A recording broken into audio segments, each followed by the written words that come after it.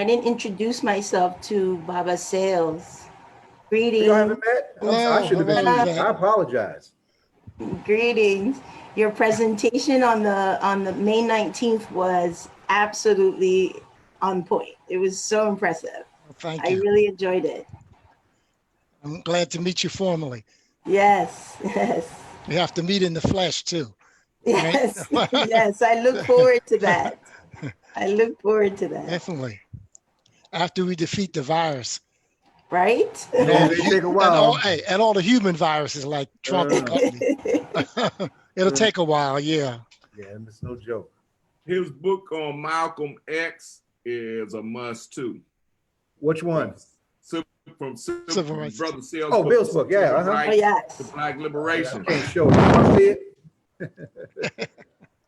I've got funny lighting. Even I came into an office today, see if I could do better with my lighting, and it's not that much better. Y'all can't see this, but Bill, you showed up better on you when you held it up. That's important. Yeah. Bill gave us a very important weapon. All right, somebody else. Sekou, Baba Sekou is coming aboard. Oh, good.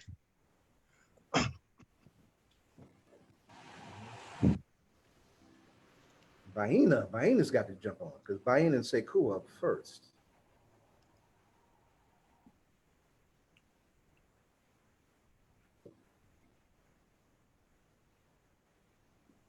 That's Sekou with my former chair. Dequi is queen.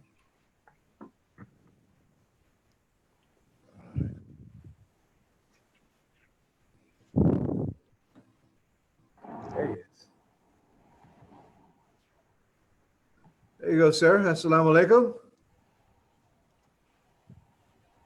Baba Sekou, can you hear us?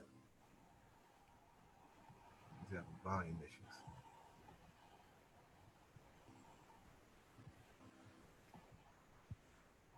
Can you hear us, sir? Is this mic on? It looks like it's on. We have some volume issues. Baba Sekou, can you hear us?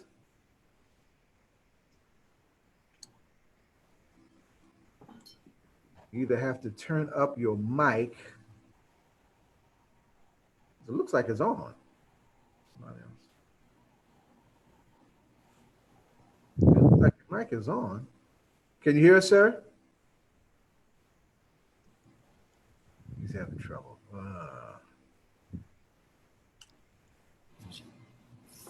We can see you. All right. Can you hear us, sir? Hear me. All right. Roger's trying to come in. All right. Roger, there you go. A sharp picture, Roger. I haven't seen that picture. I like that. Don't look like Roger. Yeah. Does it? Look at that jacket, madam. Look, don't he look sharp? Oh, that is sharp.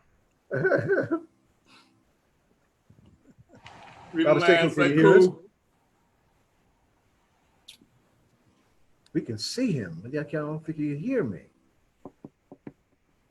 Can you hear us, sir? Call him on your cell phone. I'm getting ready to do that. I'm just giving us just there. I just picked it up.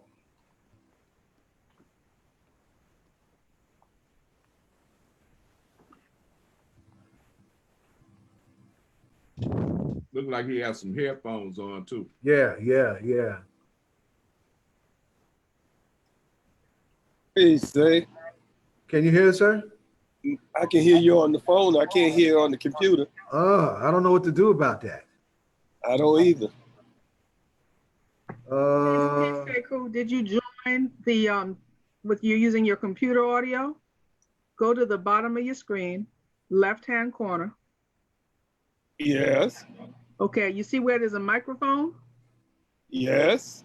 Okay, click on the up arrow. What does it say in terms of select the speaker? It says, let me see. Built-in microphone, built-in output. Okay.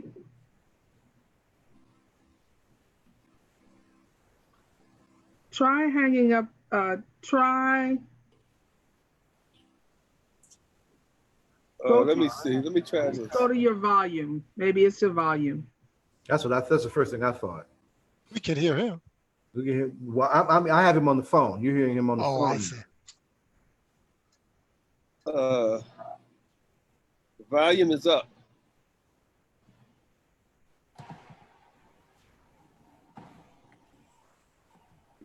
Say something now, sir. I'm talking. Can you hear me? Yeah. Can everybody hear him now? Yeah. I'm gonna leave the phone on. I'm gonna leave the phone I on. can't hear you. You still can't. You can't hear me. No, I can hear you on my telephone, but that's a problem. Let me see.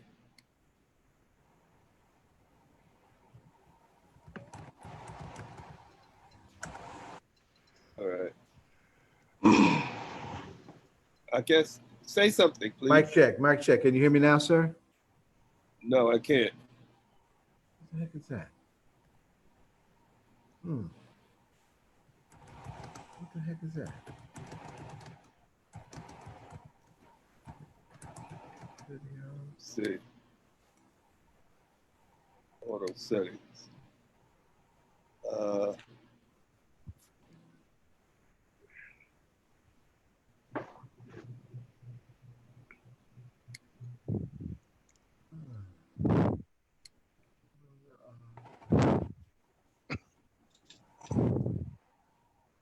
Sorry, I can't hear anything other than on the phone.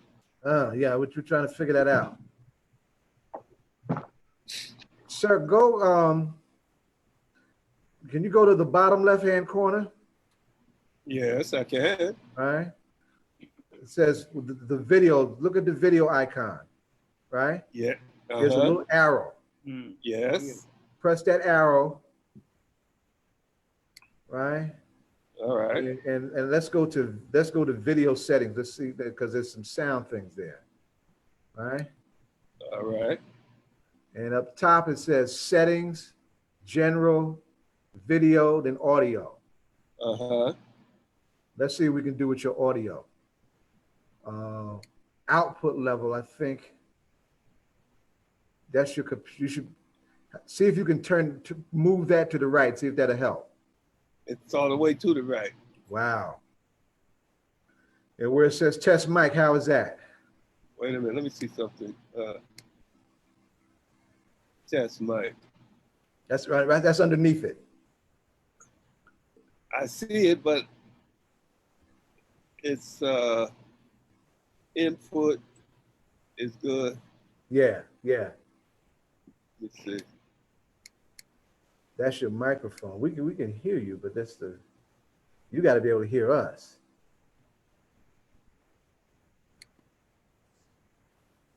Can you hear me now? We hear you. Yeah. Can y'all hear him? Yeah. Well, I can't hear you then. You still can't hear us. Can't hear nothing on the computer. I can hear you on the phone. We may just have to keep you on the phone. Colette, will that work? She drop off? That'll work. Huh? That'll work. All right, so we'll just do that. All right. It's what time do we have now? I was trying to wait on Charles and Bayyinah, because Bayyinah was supposed to do opening statement, right? And I may have to push it to the end and have her do closing statement. I don't want us to linger and lose people. Let's just give them a couple more minutes, and then we go to work. Bayyinah's trying to do this from IET, and she had some problems. She does a weekly thing, and she had some connection issues this week. Talib is in the background. That's Sekou's son. He's in the background because we're trying to raise a little money today. My son is in the background, you say? Yeah. Okay. There you go. There he is. That's Talib. Right? Freelance, son, can you hear us? He's trying to figure stuff out.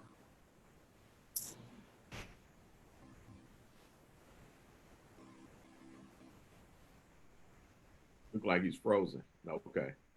Yeah. Talib, can you hear us all right?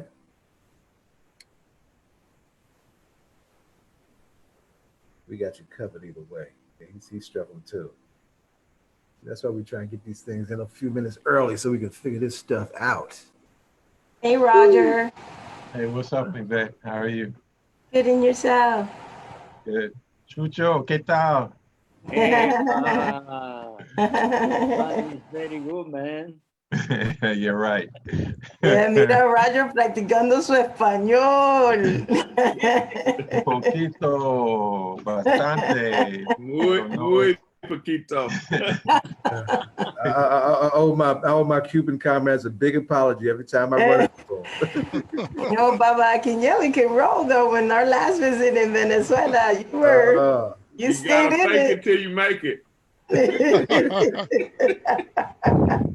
Está bien, Roger. How are you, Roger? I'm good, man. How are you? Coño, here. Yeah, I know. Mucha lucha.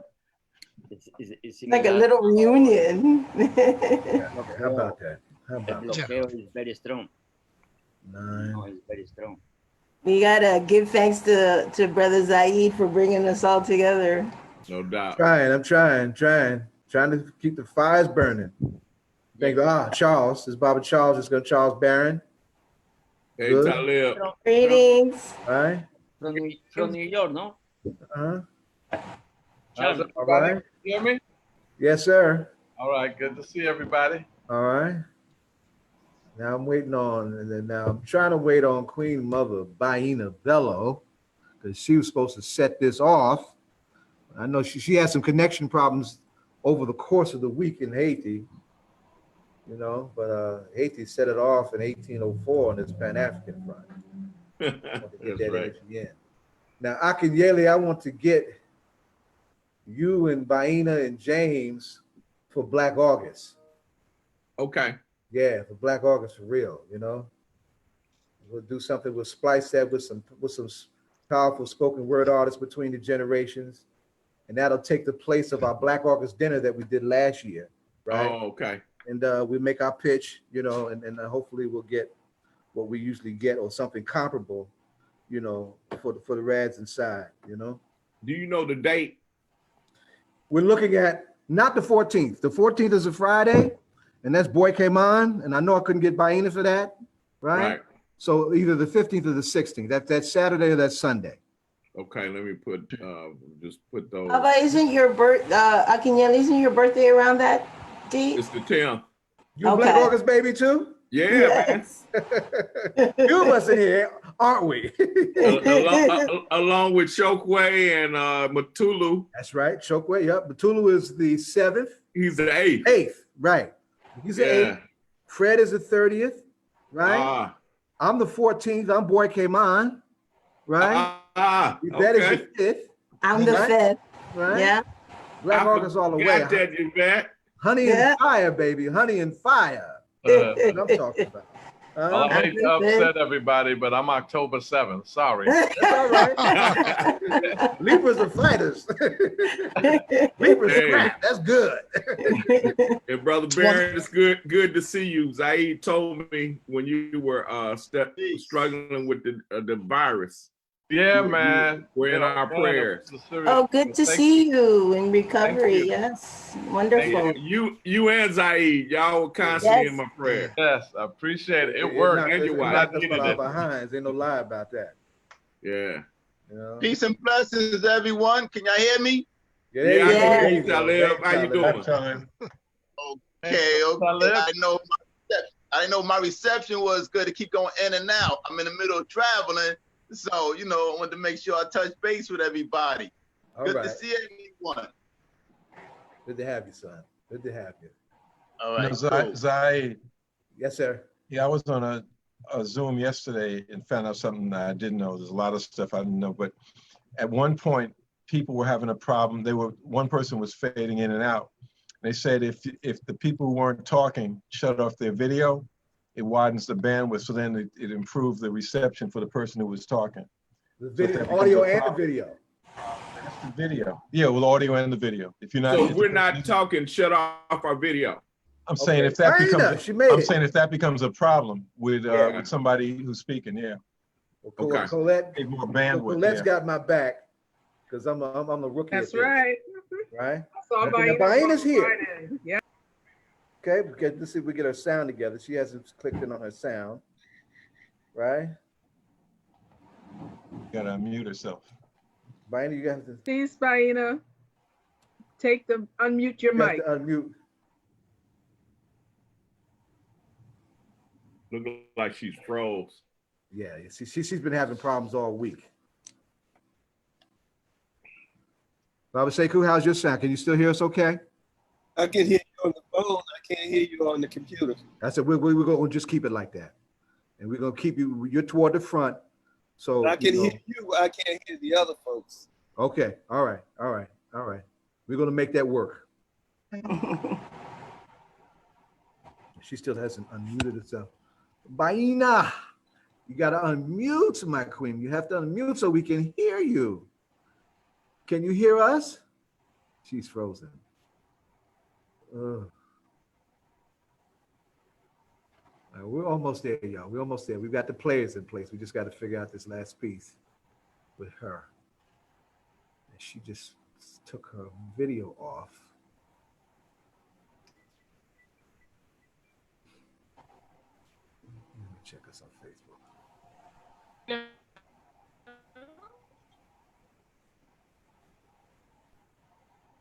Bayyinah, you can hear us? Can you She's coming. hear me now? It's a delay.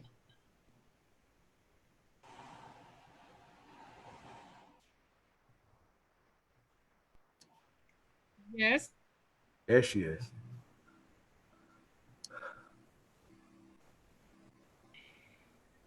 How's your sound, Bayyinah? Let us hear you.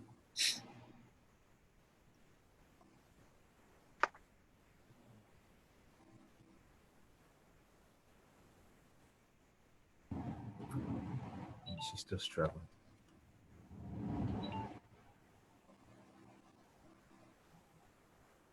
There's always something with this medium. It's not perfect, but no stretch.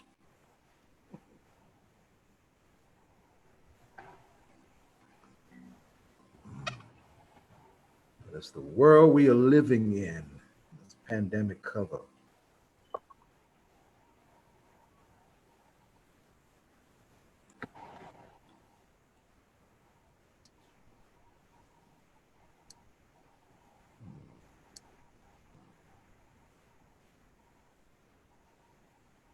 Okay, Bayyinah, she's trying. I ain't see it.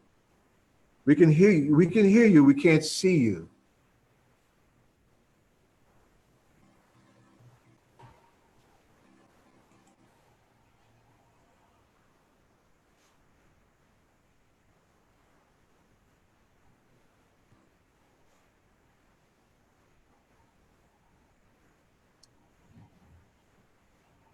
All right. Trying to figure out. Colette, can you hear me? I can hear you fine. Check and see if I have this recording on. It's on. Okay, all right. And it's live on Facebook. All right, I'll make sure it's on because I had paused for a second and make sure I unpaused it. And just to get Bayyinah going, and we'll start. Okay. Baba Chucho, Yes. si tiene preguntas o si me puede mandar text porque tengo el teléfono al lado. Ah, ok. Pero, Yvette, ya comenzó el foro. Vamos a comenzar en un rato. Estamos esperando para que Bayyinah, la cámara se le vea. Ah, ok. Ella está llamando desde Haití. Ah, está bien. I am en foro now. Yo estoy en un foro. Ok.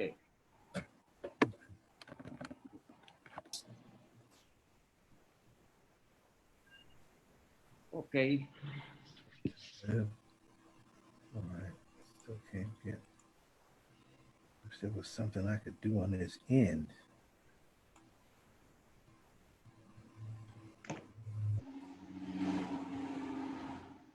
There she is. There's a video. Your video is good.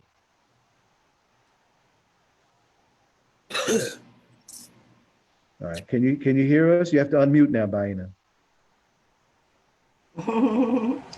I hear you. Can you? All right. Hey, hi, All right. Maman. Malafia. All right. Malafia. All right. How are you? Everybody all right? Yeah. All right. We got all weapons in place. We're going to start with Bayyinah and Sekou in just a moment, but just a little energy pointed with purpose of generations of our ancestors' eyes. We are here, sword sharp, slashing through mountains of lies, coming right at you, serious as cancer. We are the ones refusing to be your buck dancer, leaping from the shoulders of the baddest of panthers. We are the X, as in Malcolm is the answer. All right, we ready to go to work? Everybody on Facebook, welcome to Remembering Malcolm X and the Organization of Afro-American Unity. 56 years ago on this day at the Audubon Ballroom, Malcolm brought it all together, tried to bring us all together under that maximum axiom that is under by any means necessary, right? And we are going to look at today organizing for Pan-Africanism past and present. The streets are hot, the world is hot, our kids are on fire, the enemy is in a crisis and on his heels. And this is an important time to advance the question of Pan-Africanism. So on standing on Malcolm's shoulders as the lead Pan-Africanist from that epic time, we host this forum. Among the presenters that we have here today are Bayyinah Bello, Professor Bayyinah Bello, author of Sheroes of the Revolution, who will give us opening remarks in just a moment. Baba Sekou Odinga, who was in those OAAU meetings at the Audubon as a young man and would later find himself in the Black Panther Party, the Black Liberation Army, ultimately pay the price of freedom and do 33 years in prison as a consequence of his commitment to the Black liberation struggle. And we are grateful to the God of our ancestors that he is no longer in the enemy's clutches and he's very much with us. Baba Sekou Odinga will share his reflections on what it was like to be in that space with that man and those organizers in that moment. Talib Shakur, we are raising funds this afternoon for his legendary father, Dr. Mutulu Shakur, a pioneering revolutionary that came out of that Shakur vortex that was in the Black Panther Party and is in the clutches of the state, done his time and fighting bone cancer on top of fighting for his freedom. So this afternoon is dedicated to Mutulu Shakur, right? Professor William Sales, who's given us from civil rights to Black liberation, Malcolm X and the OAAU, and was one of the lead sponsors of those legendary Malcolm X Speaks in the 90s conferences some years ago, will give us an historical overview on the significance of Malcolm and the OAAU and how that OAAU paradigm is still relevant to young organizers to this day, right? Charles Barron, our elected revolutionary, representing East New York, representing Brooklyn, District 60, right? The comrade out of the Black Panther Party, right?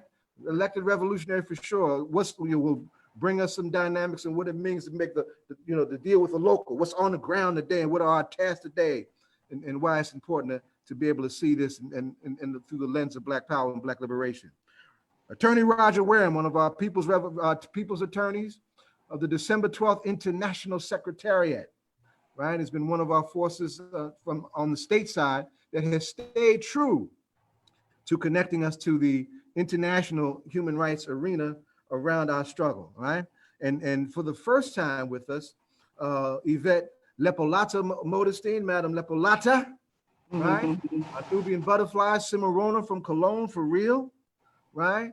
Who's been doing incredible work that has been a huge personal inspiration and an inspiration to a lot of us, trying to bring together the Latin American connection to the so-called African American question. Because Malcolm said any person of African descent in the Western Hemisphere is Afro-American. See, he gave us a revolutionary definition that is both Pan-African and Pan-American on just what that is, right? We're going to try and bring that together. And a special guest, Papa Jesus Chucho Garcia from Venezuela, right? From the Afro-Venezuelan Network, and who's done diplomatic work for the Bolivarian Revolution, and who wants us to know in no uncertain terms that Afro-Venezuelans are all in on the Bolivarian Revolution. So it's an awesome night. So let's get ready to go to work. Mama Bayyinah, we want you to give us some opening remarks because IET is the mother of Pan-Africanism. So we need to hear from you. Let's set that off.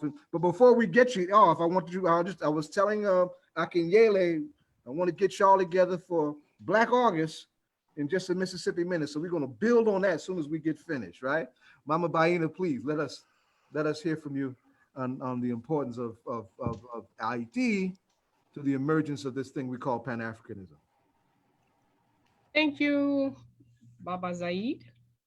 Greetings to all, everyone on this panel, everyone following this forum, all those who are following us on the various media stuff. You know, at 72, we're not very good about it. So, in the name of the divine, the twin principles from which all life forms emerge, Dambala and Aida Wedo, which stands for movement and flexibility of nature. Ooh, wrong paper, sorry. Okay. Of Aizan, who taught us order and organization, Ta, who invented the word, Obatala, who brought light to earth, of Ma'at, the divine principle of justice, Ogun, the principle of transformation, which works very strongly with courage, strength, and determination. There is no transformation without courage, discipline, strength, and determination. I greet you in the language of true freedom fighters, liberty or death. Liberty or death, yes, ma'am. With guidance and blessings from our ancestors, light and grace from our creators, we will together first give thanks to great teachers, great Black men, great heroes such as El Hajj Malik Al-Shabazz, better known as Malcolm X.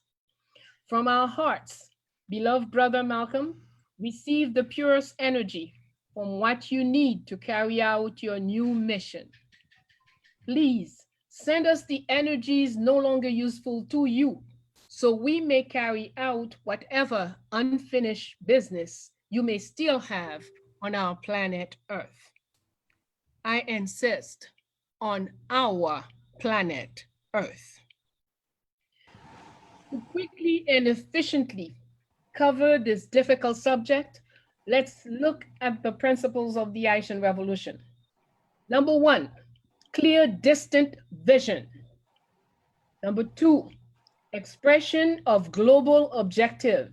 Number three, discipline, discipline, discipline. And I could put it times 21 and it wouldn't be enough. Well-structured methodology. 5, global objective broken into bite-sized steps. 6, easily captured by the many. 7, plans to eliminate obstacles. 8, marooning techniques understood and adequately used. One of our big weaknesses, we forget that the maroons are key to the revolution. Those who know how to change colors, those who know how to be green among trees and brown on the land. So that is lacking very often in what we do. And number 9, success ladder. The success ladder must be built in such a way that it is continuously climbed, generation after generation. There is no such thing as a successful person. The only successful revolution is a revolution that continues and carries out and take the shape of the new time, new situation. There is no end to revolution. There is no revolution is over, now we're gonna dance and party. No, revolution is always ongoing because tyranny never, never, never, ever stops. It is important to understand that our ancestors' work and left for us significance, not form, not matter, not money, not accumulation, significance as the primary value in all and every situation. It is not what you wear, but why you wear it in that manner under those circumstances. Not what you eat, but why you chose to eat this here in this situation. Everything you do because they do it makes you a fool. I shall repeat. Everything you do because everybody else is doing it makes of you a fool. The same is true for what you say, how you pray, how you eat, how you make love. This is so because we are a people whose culture is based on significance. It is a vital determinant, significance. It is because of this attitude that Africans have never had religious wars. Although each village may have their own expression of the divine and how to interact with her or him, we understood then that most important was significance. The Haitian Revolution did not aim at taking the land, but its objective was liberty, independence, sovereignty, power for non-whites all over the planet. That is why in our first budget in 1805, there was money set aside to help those fighting for freedom. We became free in 1804. We have a country to build, yet we put as our fourth priority on the budget, money to help those fighting for freedom.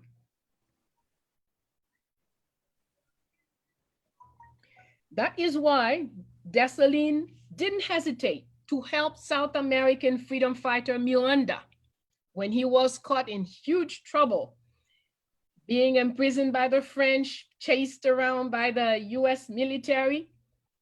We welcomed him to Haiti. Dessalines welcomed him to Haiti, gave him boats, troops, weapons, money, and people to carry out his struggle. When Miranda asked, "How will I repay you?" Jean-Jacques Dessalines said, "By freeing every shackled person you meet." That was the price. Okay. Oh, okay. Okay. You are smart enough, intelligent enough to realize if you take those principles and look at the life of Malcolm, you will find that Malcolm lived in accord with those same principles. The success of the Haitian Revolution came from these factors. Number one, I won't even mention discipline because discipline is through and through. But number one, Haitians created their worldview with what is usually referred to as Vodun. It's not a religion. It is our worldview. This is what we use to invite the sun, the water, the rain, the sea to participate in everything that we do. It is our own sacred science to live by. Number two, Haitians created their own language so information could be shared even in the presence of the enemy without them understanding the plan. That was a very important part. Haitians fed from African philosophy and science to structure their own, using songs, dances, and other art forms to register knowledge and preserve memory. A song is never just a song. A song is often a message. It's often a plan. It might be sang today as a children's song, like Zambi Man Mana, we wa Betty Poulet, we wa ti poulet sauve. Yeah, people sing it. They never think about what does it mean. But actually it's talking about catch that little chicken. But that little chicken is you and I in slavery. And the last sentence of that song when they ask, she needs to catch we need to catch the chicken because the king's wife need to cook and she's going to make a chicken broth. And we answered, she will make chicken doo-doo broth, which means we're not gonna catch the chicken. We're going to be in solidarity with each other. Even if we see the person they're looking for, we're not gonna see that person. So children sing it today, it means nothing, but we fail to understand our knowledge. Aishan fed from African philosophy, I said that. And number 4, the revolution was a family affair. No one was too young, no one was too old to play a role in that revolution. And one example is the women were responsible to dismantle the cannon when a battle is about to start. So the children and the women would crawl on the space between the two camps, the two military camps. And many times a woman with a newborn baby have her baby tied to her back and she's on the battlefield. When she gets to the cannon, if she can't find anything to choke that cannon, she will grab her baby and choke that cannon with it. So we're talking about a revolution where the price was each person was ready for the utmost sacrifice. Your child that you just gave birth to was not too precious to save, to bring all the others to freedom. So if you want to inspire from the Haitian Revolution, to pursue your own ancestors' unfinished revolution, start and stress principle number 3, discipline, discipline, discipline. Spirituality is not a Sunday or Friday program. It is number 1 and the absolutely integrated element for victory. Spirituality is the thoughts, the language, spirituality is in the thoughts, the language, the science, the tradition, and it guarantees advancement into tomorrow. As this monologue comes to a halt, by this voice, our ancestors command us to go in peace, for this is the way of the braves.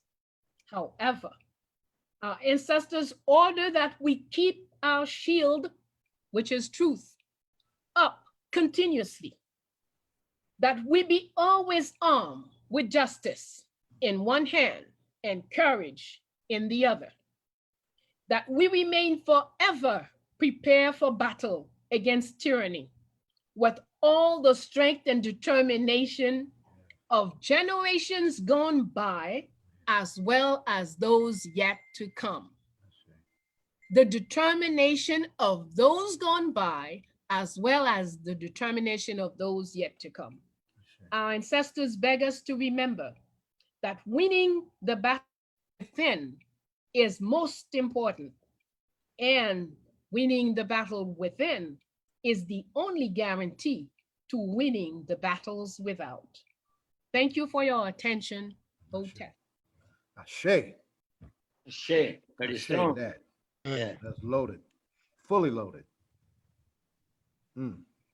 Bayyinah, before we move on, tell us how we can get Sheroes of the Revolution. I have not ordered it on no damn, what's his name, Amazon, right? Or about bookstores temporarily closed. Is there another way to get the book? We don't want to go through this white man for this book. Right. You can go to Thoroughbred Books. Okay. Thoroughbred Books. I will share this on our Malcolm X Commemoration Committee Facebook page when this is over, everyone, and make sure you have it. This is a long-awaited weapon from this great queen mother and teacher and revolutionary and and leader that we've been waiting for a long time. And there's several more that need to be coming, right? Yes, that are waiting to. Yes, ma'am. Yes, ma'am. We appreciate you. Thank you. Thoroughbred Books. THOROBRED Books, one word. .com. Yes. .com. Yes. Okay. All right. Thank you, my dear. Thank you, my beloved. Thank you very much. Talib, very, very briefly, just give us an update on your father. how's he doing, and then just what we can do to help him very quickly. You got to unmute yourself, son.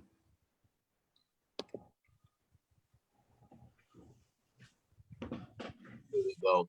There All you right. go. Yeah. Here we go. Peace and blessings. Yes. I spoke with him yesterday, and I told him about the call I was about to be on. He sent the blessings to everybody in the universe. His conditions, unfortunately, is still the same. He's still battling the bone marrow cancer, diabetes, and a lot of other underlying issues. So, he just sends his blessings and the support for everybody that, been supporting him.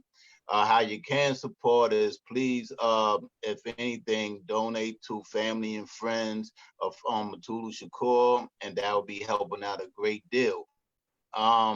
As far as moving forward, seeing how things can be for him in the future, it's just communication. He enjoys letters, reading about, how's everybody doing out here in the universe, things and such. He's a humble man. He always wants me to convey his passion towards his people, our people, and know that he do not take anybody or situations for granted. So, I believe that, in due time, he will be released. He is dealing with the compassion relief element. And yes, of course, unfortunately, he was denied the first realm of compassion relief. So the lawyers have another compassion relief being submitted, or it's been submitted already. So we'll see what happens then. So basically that's, cut in a nutshell. I know we have a lot of other powerful speakers on the panel, so I don't want to take up too much of the time to, express a little bit more.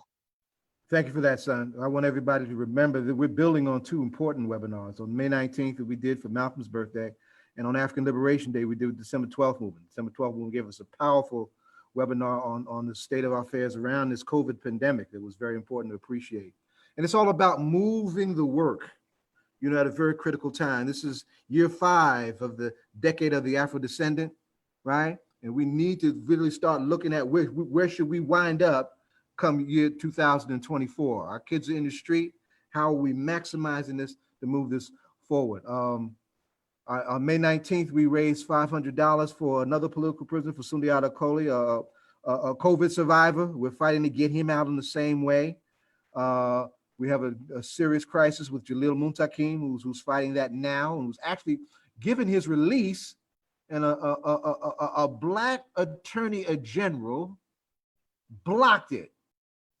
Letitia James, New York, we got to turn it up on this house Negro, right? Who wouldn't have a job like that if it wasn't for people like Jalil Muntakim and Mutulu Shakur and Sundiata Acoli. But she blocked Jalil's release. 49 years in prison, and he's fighting that disease, fighting for his life. Now, so we got to turn it up for our freedom fighters. So this, for those of you who haven't contributed, Talib, you can also contribute on our PayPal link, which is attached to the flyer. We want to get at least $500 today. We were about halfway there before we started the day. Well, hopefully we'll be there by day's end, right? So Talib, thank you, son. We're gonna make that 500 and hopefully in change. All right. Baba Sekou, are you ready, sir? I guess as ready as I'll be. Yeah, that's much better. We can hear you good now. This is strong. Sekou, Baba Sekou is going to be our witness to the history that we're talking about today. He was a young man in those meetings at the Audubon Ballroom, and we want him to share that. We haven't had a chance for you to really talk about this. So everybody knows about your commitment to the party and to BLA, but we really haven't had a chance for you to really talk about it. So we want to have those few minutes and let you talk about those moments and how that sets you off, right? Baba Sekou, the floor is yours, sir. Assalamu alaikum, free the land, all land. Power to the people. And all power to the people. Assalamu alaikum. Why you don't hear me speak much about those meetings back then, because there wasn't much going on, to be truthful. I spent a number of meetings just going to meetings, which is one of the reasons why I eventually left the organization without actually resigning. I just left because I didn't feel like the meetings were producing the type of work that I thought needed to be done, especially after Malcolm was assassinated. So, there's not much to say about the meetings themselves, because we talked about the things that needed to be done, that we wanted to do, that we planned to do, but we never got around to doing them. As you all know, Al-Hajj Malik Shabazz passed or was murdered way too early. The Organization of Afro-American Unity was a very young organization when he was assassinated. And it carried. No, he just froze. It really didn't go very far after that. It was mostly, like you say, meeting. Did we lose him again?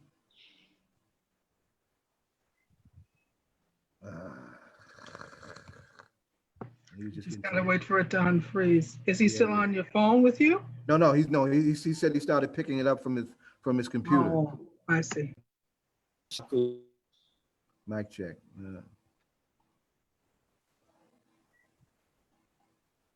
You just not. Sir, you have to unmute yourself. You kind of froze up and it muted.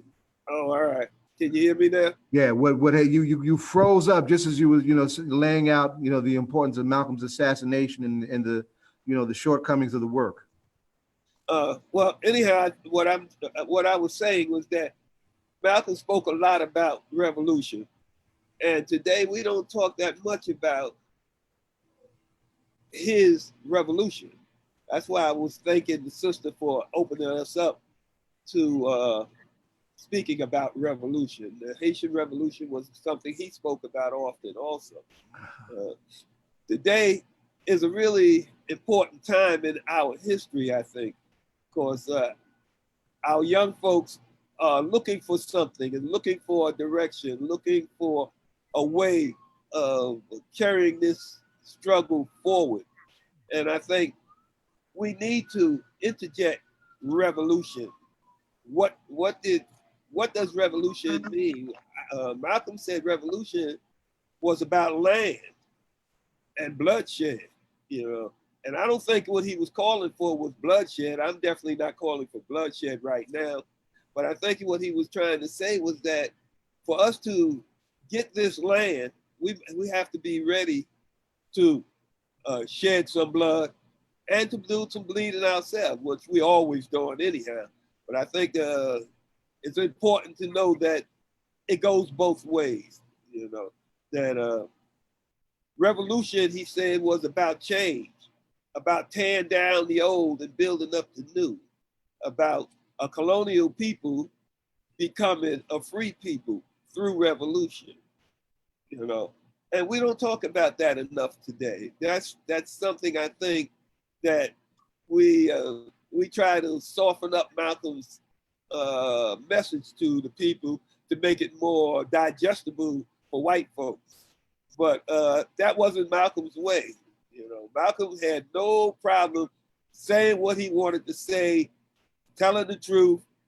Whoever didn't like it, they just have to deal with it the best they could, And I think that we need to go back to talking about a change, a real change, because today we talked about a lot of reforms, but we have to remember that this country was built on the genocide of the Native Americans, genocide of the indigenous people, and the enslavement of kidnapped Africans. And it was violent. The way they was able to do that was through violence. They call what they did a revolution. They call they're freeing themselves from the British colonial revolution. We need to be talking about land and independence, I think. I think that's not enough in our movement today about. I know we still have the Republic of New Africa around and the New African People Party, but we still not to step on my brother Akinyele's toes there, but we still don't hear enough, I don't think, about land and independence, real change, a real ability to control our own lives, our future, our children's future, our grandchildren's future. And that's only going to come through revolution. That's not going to come by us integrating into this capitalist system and becoming murderers ourselves. That's not what Malcolm was talking about. If we're going to really talk about Malcolm, we need to be talking about revolution. Yes, sir. I'm gonna stop there and let y'all have it. Well, let me ask you one question though. Yes. Because you laid out a very critical point about that moment that we were talking about. Why do you think things plotted so? Why do you think things did not move the way you thought they should have moved? Because we all know it was frustrating to Malcolm, right? Was it personalities? Was it ego? Was it sexism? Or was it immaturity? Was it lack of discipline? Was it all of those things? Why do you think of all of that? But like most of us, I give a lot of the credit to COINTELPRO, the counterintelligence program that the United States government came down on not only Malcolm's organization, the Organization of Afro-American Unity, but all of those other organizations that existed at that time, like the Mau Mau, like the RAM, like, and the party when it came along. And these revolutionary organizations, or organizations that sprouted revolution, was attacked successfully by the United States government. COINTELPRO really worked for the government. We can't ignore that. So I would put most of it there, but a lot of it, yes, we were young. Our movement was young. A revolution. We didn't have a real revolutionary movement. We were building a revolutionary movement at that time. Malcolm was like the beginning of our revolutionary movement, and they were able to crush it. Let's be tell no lies, claim no easy victories. Yes, sir. Thank you for that, sir. You're welcome. And that's a perfect segue to Professor William Sales. The two weapons in terms of books today are his From Civil Rights to Black Liberation, Malcolm X and the Organization of Afro-American Unity, and Baba Akinyele's We Will Shoot Back. We will shoot back. All right. But make sure you avail yourselves of those weapons in your follow-up studies. Professor Sales, the floor is yours, sir. Thank you. Let's see. Can I get my my computer screen on here? I'm just trying to get up a. I want to thank while we have. I want to thank my comrade Colette Pean from the December 12th movement who's backing me up on this front, because I'm really right. Yeah, Professor Sales, just go. You already have permission to do it. Just go to the bottom where it says shares. Go to the bottom of your screen where it says share screen. Okay. See the green arrow? Yeah. Okay. It'll show you your screens. You're going to choose which image, and you're going to also say share sound. And then you're going to hit share, and it'll be showing us what you're looking at. Okay, that's okay. Let's see here. All right.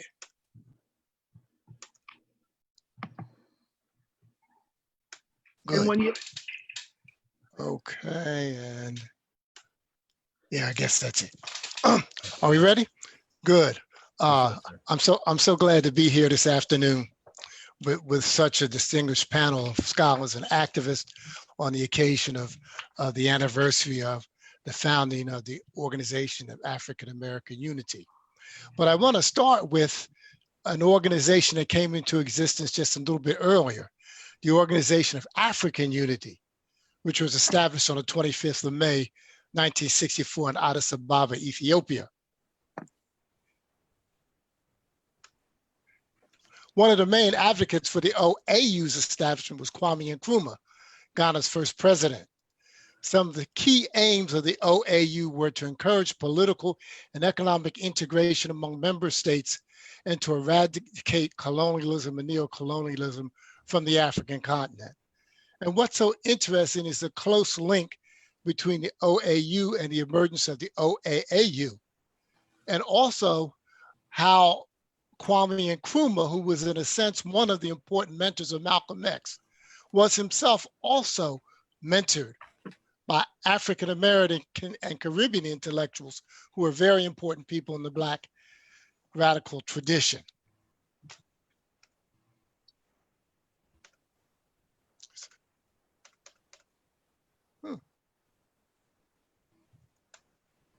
I'm trying to get this thing to go one more. Is my screen frozen? No. You have to move your, it's showing what you're looking at. You have to move it. Yeah, I'm trying. That would be on your end. Yeah. Okay, good. Okay, so Malcolm established the organization Afro-American Unity on the 28th of June in 1964 at the Audubon Ballroom in Harlem, New York. And it was conceived as a Western Hemisphere affiliate of the OAU. Now let's start with a section from the statement of the basic aims and objectives of the OAAU.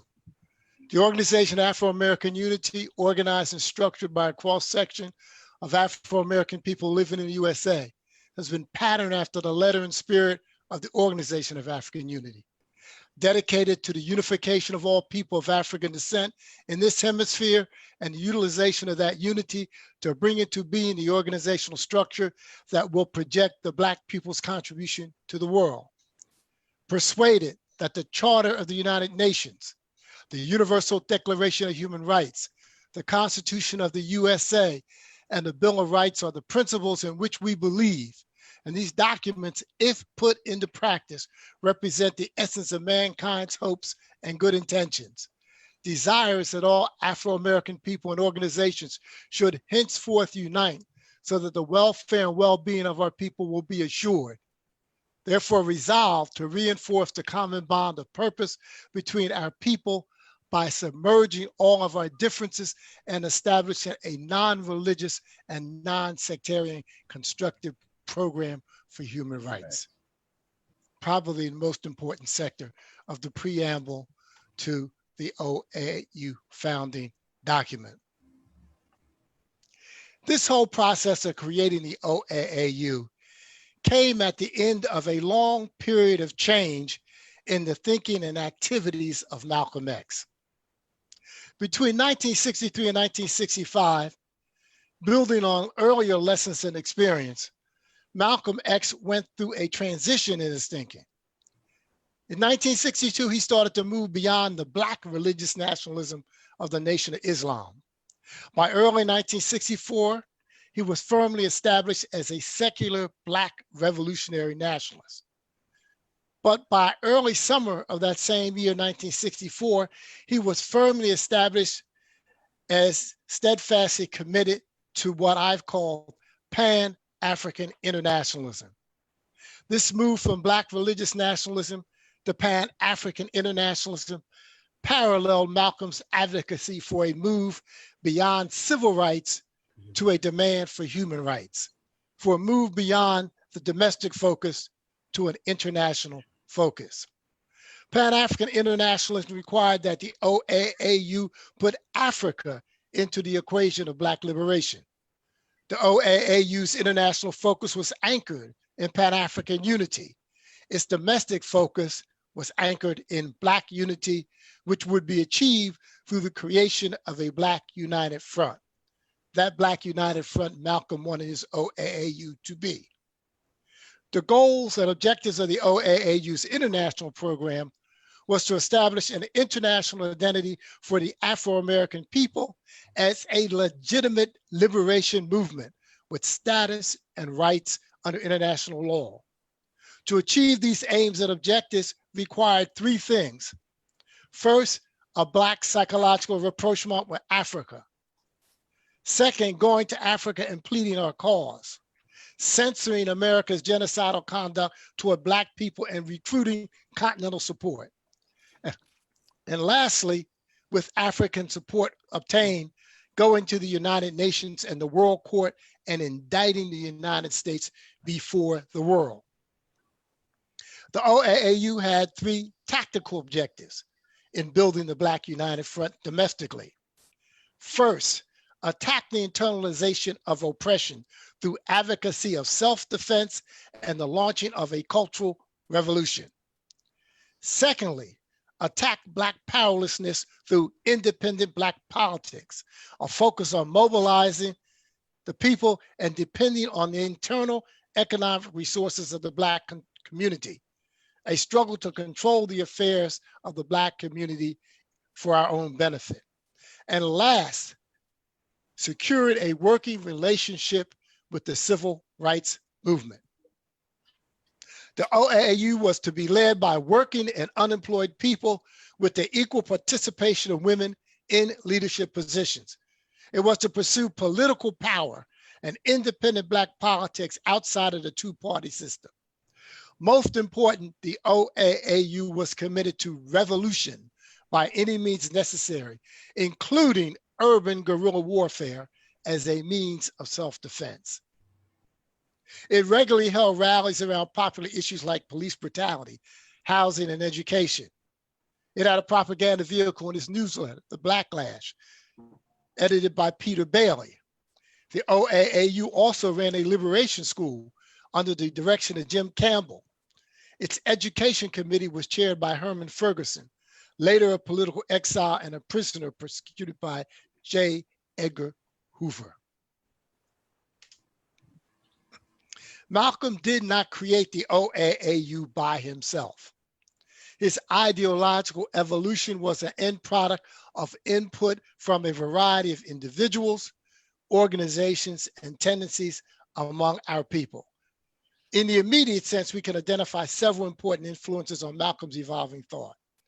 His parents, especially Malcolm's mother, Louise, were important functionaries in the UNIA of Marcus Garvey. His parents were Garveyites. The political culture of Harlem, with its street corner debates between nationalists of various stripes, honed Malcolm's understanding of the issues facing the most dispossessed in our community. And those debates also helped Malcolm reestablish his links with the Garveyism of his parents.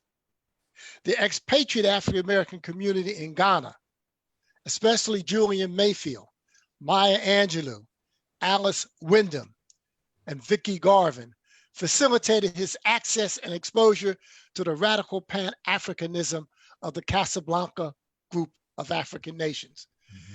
They also connected Malcolm to the representatives of the Southern African Liberation Movement, with whom he stayed while in Ghana.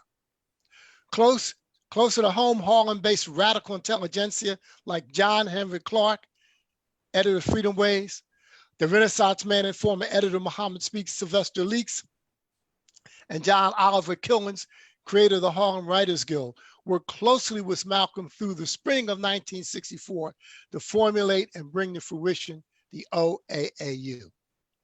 Malcolm's mentors inculcated in him a detailed knowledge of Black political culture, which allowed him to formulate the OAAU concept. The Black radical tradition is encapsulated in Black political culture.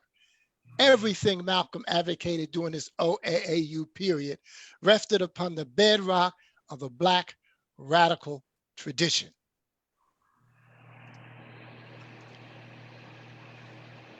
As an ideology, Pan-Africanism shares many of the characteristics of Black nationalism as it was articulated in the 19th century. A concern with race unity, racial pride and uplift, racial equality, self-determination, and the liberation of Africa from external control. The 19th century roots of the OAAU are most closely associated with Martin Robeson Delaney and the need for a Black nation. I'll quote Delaney very briefly. As you see on your screen, one of his most important statements was that, and I quote, "The claims of no people are respected by any nation until they are presented in a national capacity, end quote. The OAAU had early 20th century roots as well. These are found in the Pan-Africanism of W.B. Du Bois, in the militant Pan-Africanism of Garvey and Garveyism, and the working class radical left stance of the African Blood Brotherhood. Starting in the 1930s, left-wing Pan-Africanism dominated the space between Garvey and Malcolm X. The Council on African Affairs, founded in 1937, was established by Paul Robeson, Alpheus Hunter, W.B. Du Bois, Ralph Bunche, and Max Yergin, among others. In England, at the same time and in the same year, the International African Service Bureau opened shop under the leadership of C.L.R. James, George Padmore, Amy Ashwood Garvey, and others. Both organizations on each side of the Atlantic were the leading voices for Pan-Africanism and anti-colonialism in their respective spheres. One of the major tools of 20th century Pan-Africanists before Malcolm was the petitioning of international bodies. This started as early as World War I, when Dr. Du Bois and I forget Cadet's first name, but a Haitian Garveyite named Cadet represented the UNIA at the Versailles Peace Conference in 1919, arguing on behalf of colonized Africans. In 1951, the Civil Rights Congress, led by William Patterson and Claudia Jones, among others, petitioned the UN to protect African Americans from genocidal US policies. Its position was published as "We Charge Genocide." Between 1957 and 1959, Queen Mother Audley Moore brought 2 petitions before the United Nations seeking UN support for the African American demand for reparations from the US government.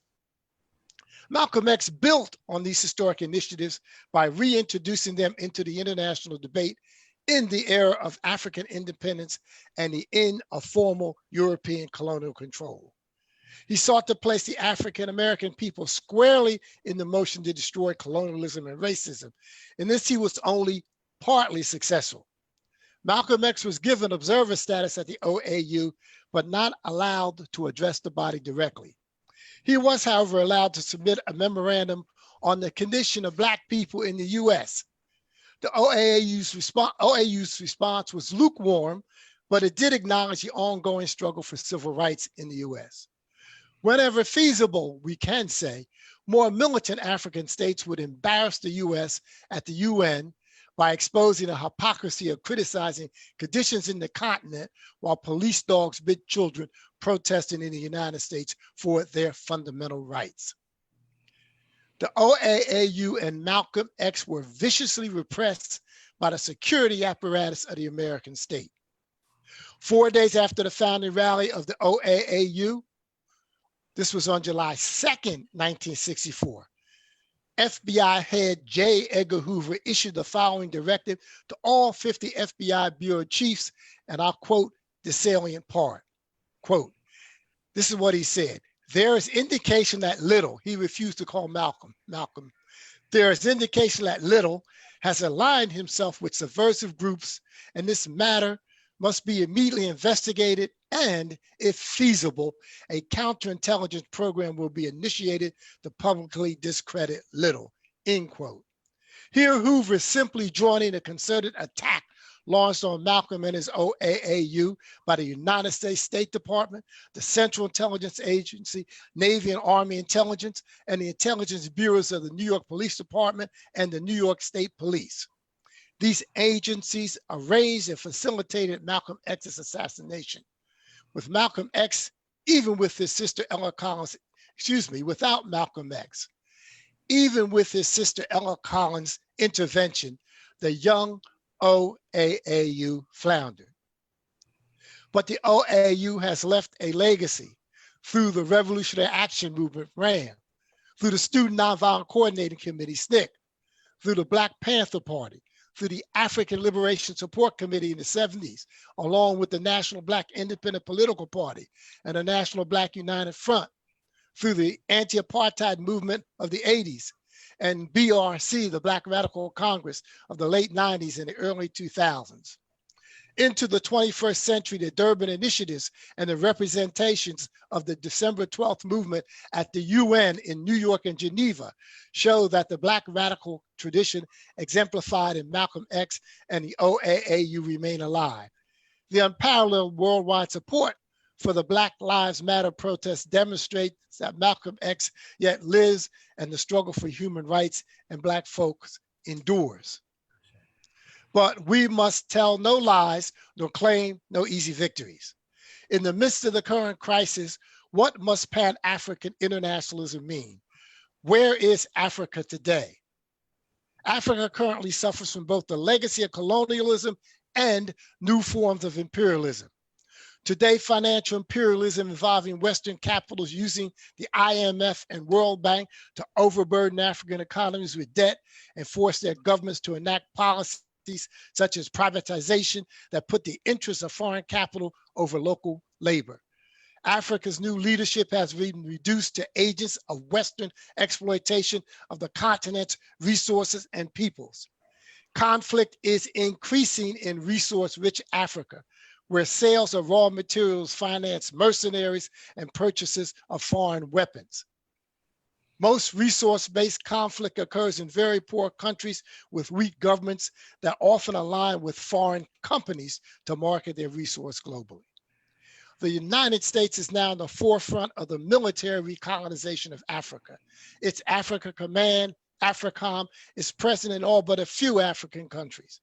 With its presence, rather than peace, there has come expanded war and social disruption.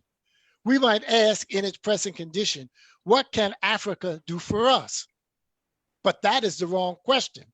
The right one is, what can we do for each other?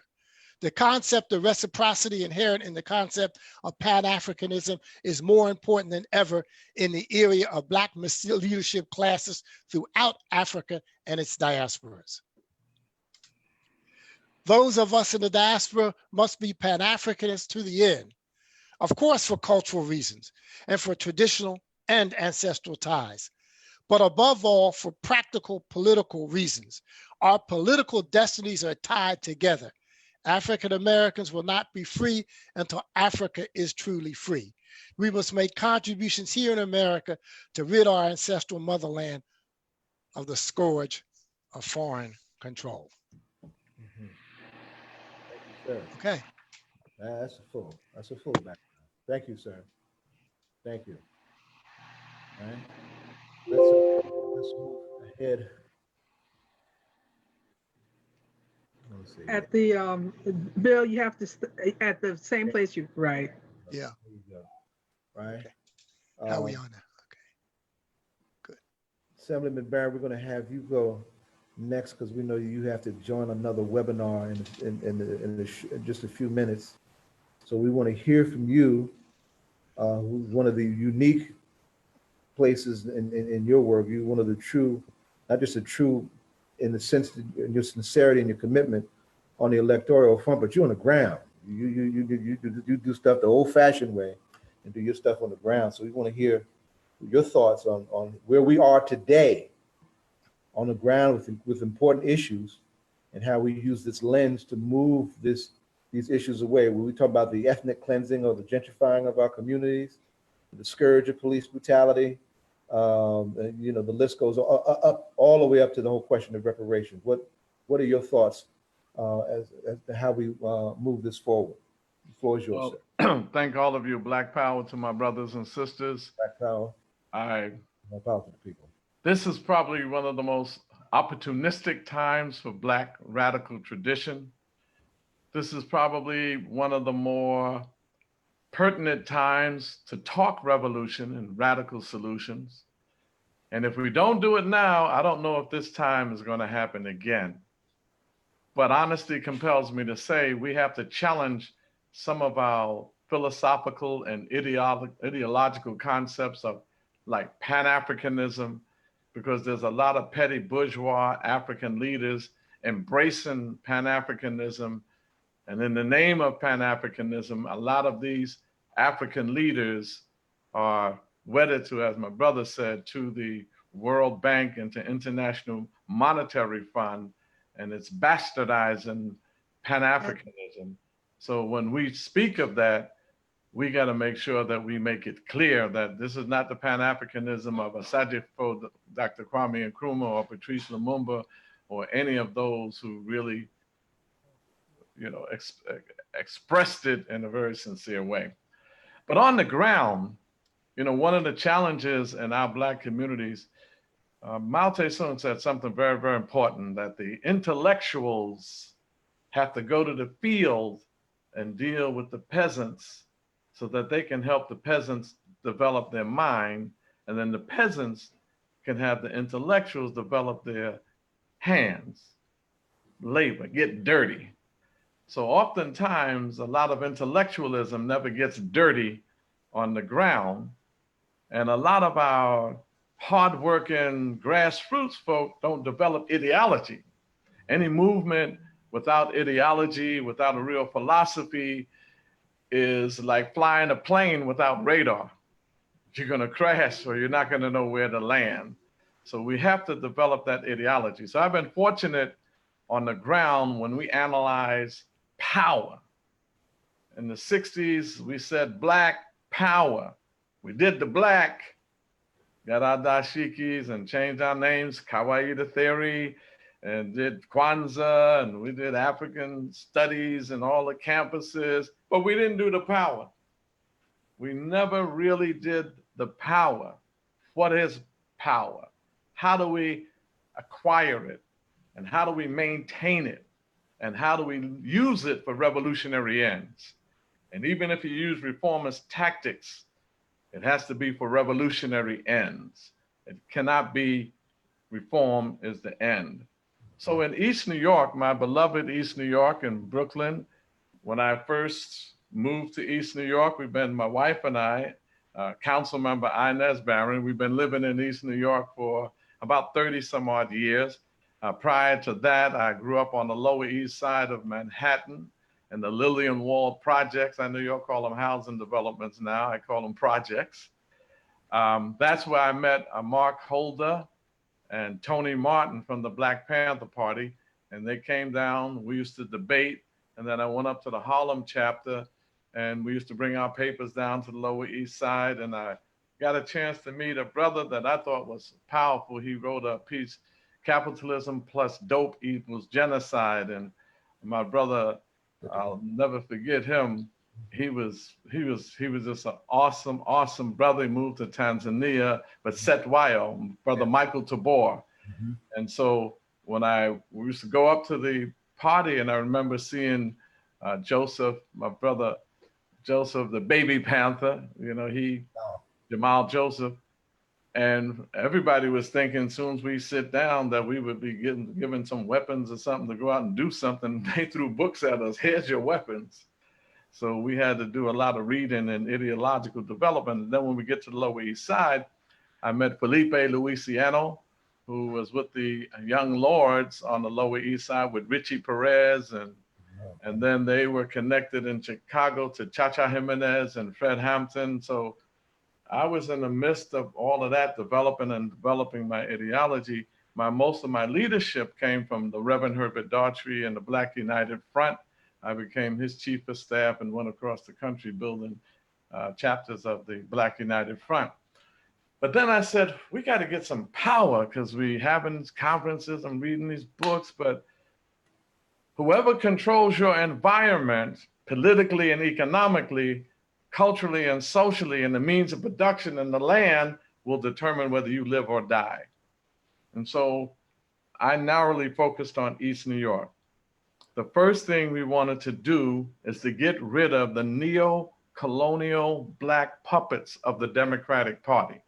We see our communities as domestic colonies and domestic neo-colonialism in a racist, parasitic, predatory capitalist system. So although we have the majority in our communities, we don't control the land, the means of production, the social institutions like the police or the healthcare delivery system, the hospitals or the schools. We control none of that. And the answer can't be to reform the police. You have to dismantle the police.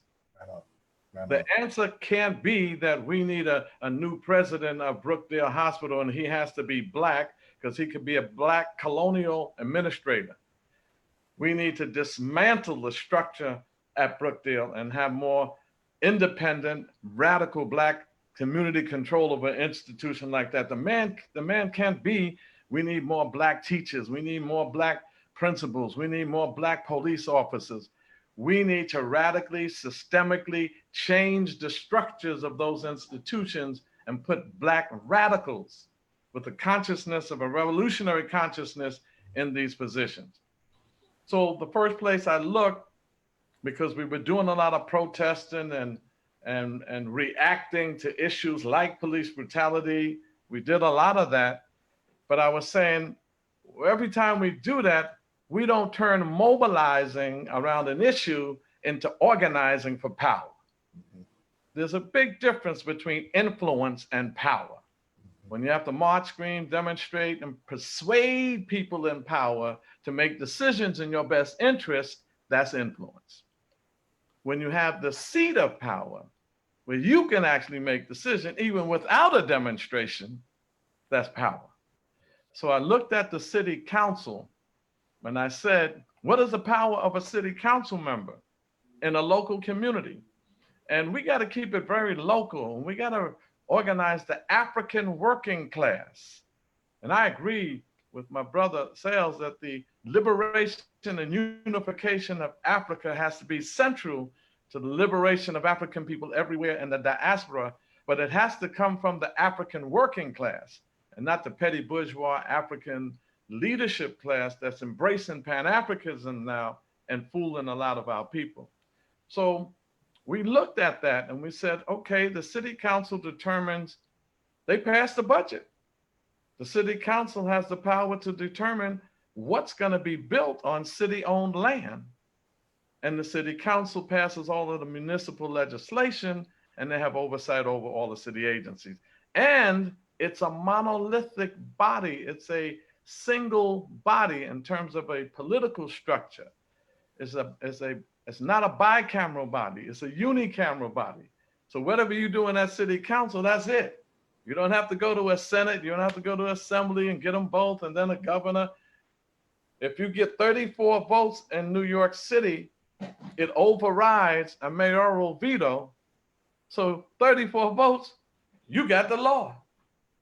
An $80-90 billion budget, you, the majority who are Black, Latino, and Asian in New York City Council, 51 city council members when I was there, 14 Blacks, 11 Latinos, and 2 Asians, we could have controlled everything. But they don't have the consciousness, the commitment, and many of them were the colonial masters' puppets, manufactured Black leaders by the white power structure. So we connected with the December 12th movement under the leadership of Viola Plummer and Omowale Clay, Roger Wareham, Colette Payne. We connected with them. We worked together with my Operation Power, people organizing and working for empowerment and respect. And we focused on wiping out the Democratic Club in East New York. Every Black community on a local level is controlled by the Democratic Party machine. These are Black elected officials that prioritize the party and their personal ambition over the liberation and over the needs of our people. So if they give them prestigious positions and give them resources, it's hard for you to beat them. They have lawyers, they'll knock you off the ballot, but we learned how to stay on that ballot. So when I ran in 97 and got 4,000 votes without any of the machine supporting us, we hung on until 2001 when it was term limits, and it was us versus the machine and some unions on each side, and we won by 267 votes. That enabled us to stop gentrification, because now when a developer came into my beloved East New York that had land, they had to come see the Black Panther. And if I said no, the committee and the city council is going to say no. And that billionaire, millionaire, white male developer had to walk. There is no gentrification in the 60th Assembly District in East New York. When I came in there, 69% of the community was Black, 19% was Latino, and 9% was white. Now, 17 years later, after Bed-Stuy is gentrified, Harlem is gentrified, Crown Heights is gentrified, East New York, my district, is 76% Black, the 60th Assembly District, 16% Latino, and 3.4% white. The whites left and the Blacks increased. And it wasn't my fault, y'all. They left on their own will. I didn't do it. They just left on their own will. They just got out of there. So to us, that was power.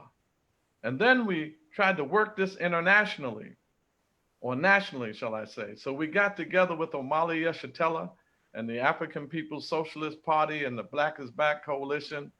We also talked some with Kamal and Franklin and some brothers and sisters that are looking as Black radicals running in Chicago and Los Angeles. What's missing in the electoral arena, and it's risky because we're using the Democratic primary just as a tactic. We have no affiliation with the Democratic Party whatsoever. They don't do no fundraising. They don't get us on the ballot. We don't go to their meetings, but we know our people blindly vote Democratic. We're in a Democratic primary, and our people will come up to us, "You a Democrat? You got my vote." I said, brother, everybody in the Democratic primary is a Democrat. You better ask what my positions are on some issues. They could care less. You're a Democrat?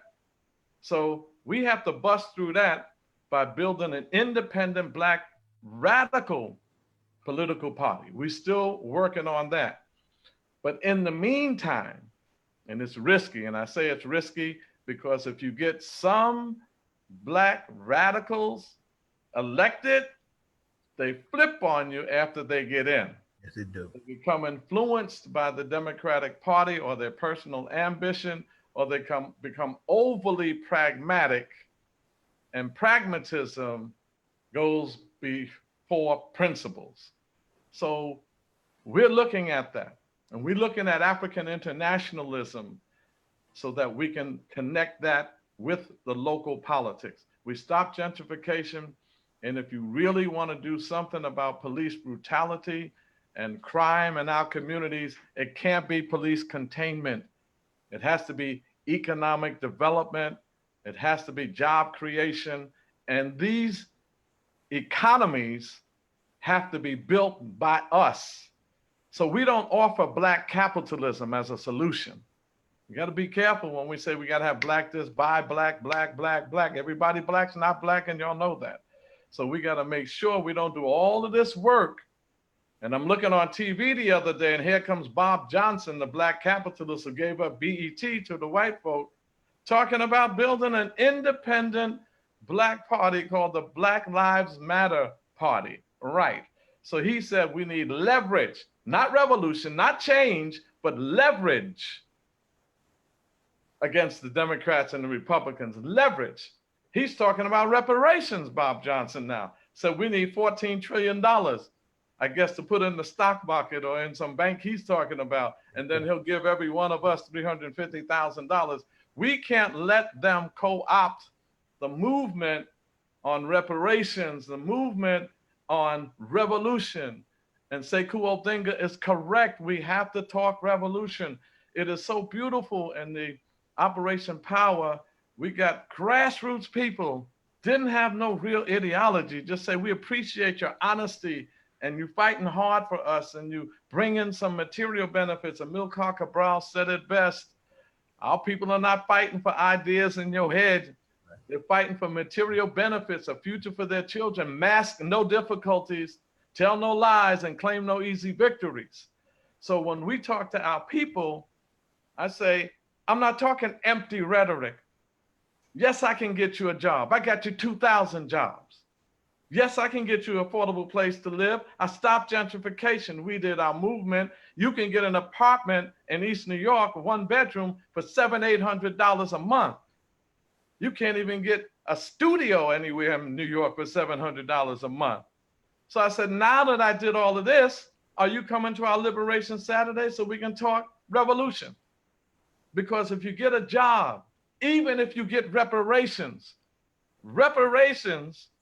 without revolution and liberation means that you'll be well paid and well fed and still on American plantation. So you have to connect reparations with revolution. It has to be connected with liberation. Police dismantling, you have to dismantle that and replace it with a liberating force. And this is not empty rhetoric. The police department in New York City is 35 to 40,000 members with a $6 billion budget. So if you're in New York City, 8.6 million people, 65% of them Black, Latino, and Asian, whites or minorities. I ran for mayor for 5 seconds in New York one time, and the press asked me, how are you gonna get the white vote? I said, you mean the minority vote? And they said, no, the white vote. I said, yeah, that's the minority. I'm not getting them. I'm getting the majority. Black people, Latino people, Asian people are the new majority, and we shouldn't let them call us the majority minority. Yeah, that's ridiculous. The minority is now the majority. No, you are the minority. We are the majority. And that's where the power is. So I'll close with, we're gonna build Operation Power. We got the city council seat, Inez Barron. We have the state assembly seat, Charles Barron. We have the district leaders, male and female district leaders. Inez and I hold both of those positions. They're the people that hire the election day workers. That's how the Democratic Party beats everybody. They got their little folk inside there rigging elections. We got those seats. The community board, 50 people, some appointed by the council member. We have all the top positions in the community board. Andre Mitchell, Operation Power, is the chair. So we even have some of the county committee seats. So we wiped out the Democratic Party club does not exist in the 60th Assembly District and the 42nd Council District anymore. Revolutionaries have it. Colette works with us in there because we have not-for-profits that we have in place. East New York Restoration and the Colette looking at health and looking at securing jobs for us. Man Up Inc. under Andre Mitchell. They exist because we took over the infrastructure. We have 4 parks renovated for $25 million, 3 brand new schools, $100 million each, 12,000 units of a housing affordable to us. Why we don't have no gentrification. We have a new library coming in, and we changed one park from Skank Park, named after slaveholder, to Sankofa Park. And we're gonna make sure that the top story of the library is like Schaumburg in the East. Just like they have it in Harlem, we're gonna have a Black cultural center on top of our library, that because we're in power, we're able to make that happen. I'll stop there because there's so many wonderful things, and it's good to see my Latino, my Caribbean brothers and sisters. I was honored to go to Venezuela and meet with Hugo Chavez and the administration there, and I see my sister, the Afro-Colombian. Some awesome time for us to connect there. Cuba, been to Cuba a few times, and unfortunately they got Evo Morales out, but our brothers and sisters in the so-called Latin American countries, straight ahead. Straight ahead. Oh, one last thing, reparations. I have a bill, and a reparations bill in the state, A3080. We have to look out for reparations bill. They passed one in the state assembly in California. All reparations bills, look out who is gonna make up these commissions. In the one in California, they have 8 members, who make up the commission, 2 from the governor, 3 from the assembly, and 3 from the Senate. That's all the state. And the same thing with HR 40. They're talking about Congress, the Senate, the House, and the executive branch is going to make up the commission. On my bill, we have 14 members. That's a community commission. And we're saying a community commission on reparations remedies. They want to study us. We don't want an apology. And we have 1 from the governor's office, 2 from the assembly, 2 from the Senate, 3 from NCOBRA, 3 from D12, and 3 from Ron Daniels and the Institute of the Black World. 14 members. They're trying to block it. I got 40 members co-sponsoring it. What's the bill number again, sir? A3080A in New York State. I have 40 people that are endorsing it. I got it out of the Government Ops Committee, and it's now in the Powerful Ways and Means Committee, and we're trying to get it a vote on the floor in the Assembly. They're trying to water it down now and say you can't do a community-heavy commission. You have to do a state-controlled commission. What's the sense of doing that? If the state controls the commission, and then after you finish, you have to bring it back to the state for approval anyway. They can't have it on both ends. Straight ahead. Straight ahead. Thank you, sir. Thank you, sir. You should know the Jersey Institute of Social Justice and Salvation for Social Justice just introduced to get introduced into the New Jersey State Assembly a reparations bill that's comparable to HR 40. So on the state by state basis, we see that starting to pick up in other states too. Right? Yes. Right. Just make sure that we got to raise it up. We got the composition of the commission is critical. Absolutely. If it's all state, it's going to be their solutions. Yeah. Yes, sir. Yes, sir. Yes, sir. Okay. Now we're going to begin to further internationalize our discussion, right? Yvette Lepalala Modestin from Encuentro Diaspora Afro has been doing some very revealing work for those of us who do not have access on a regular basis to what is happening with our people throughout Latin America.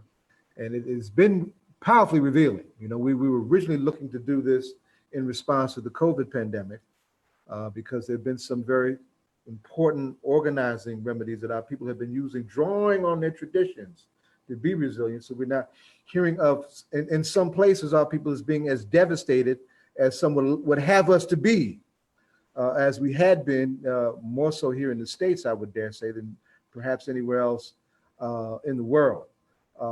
And so we want to look at that. And of course, one of the healthiest things to come out of the explosion of protests around the killing of George Floyd was this explosion of protests around the world. And we're seeing that also amongst our folks in Latin America. So we need to really build on that. So I want Yvette to give us a sense of what kind of shape that is taking and why solidarity matters.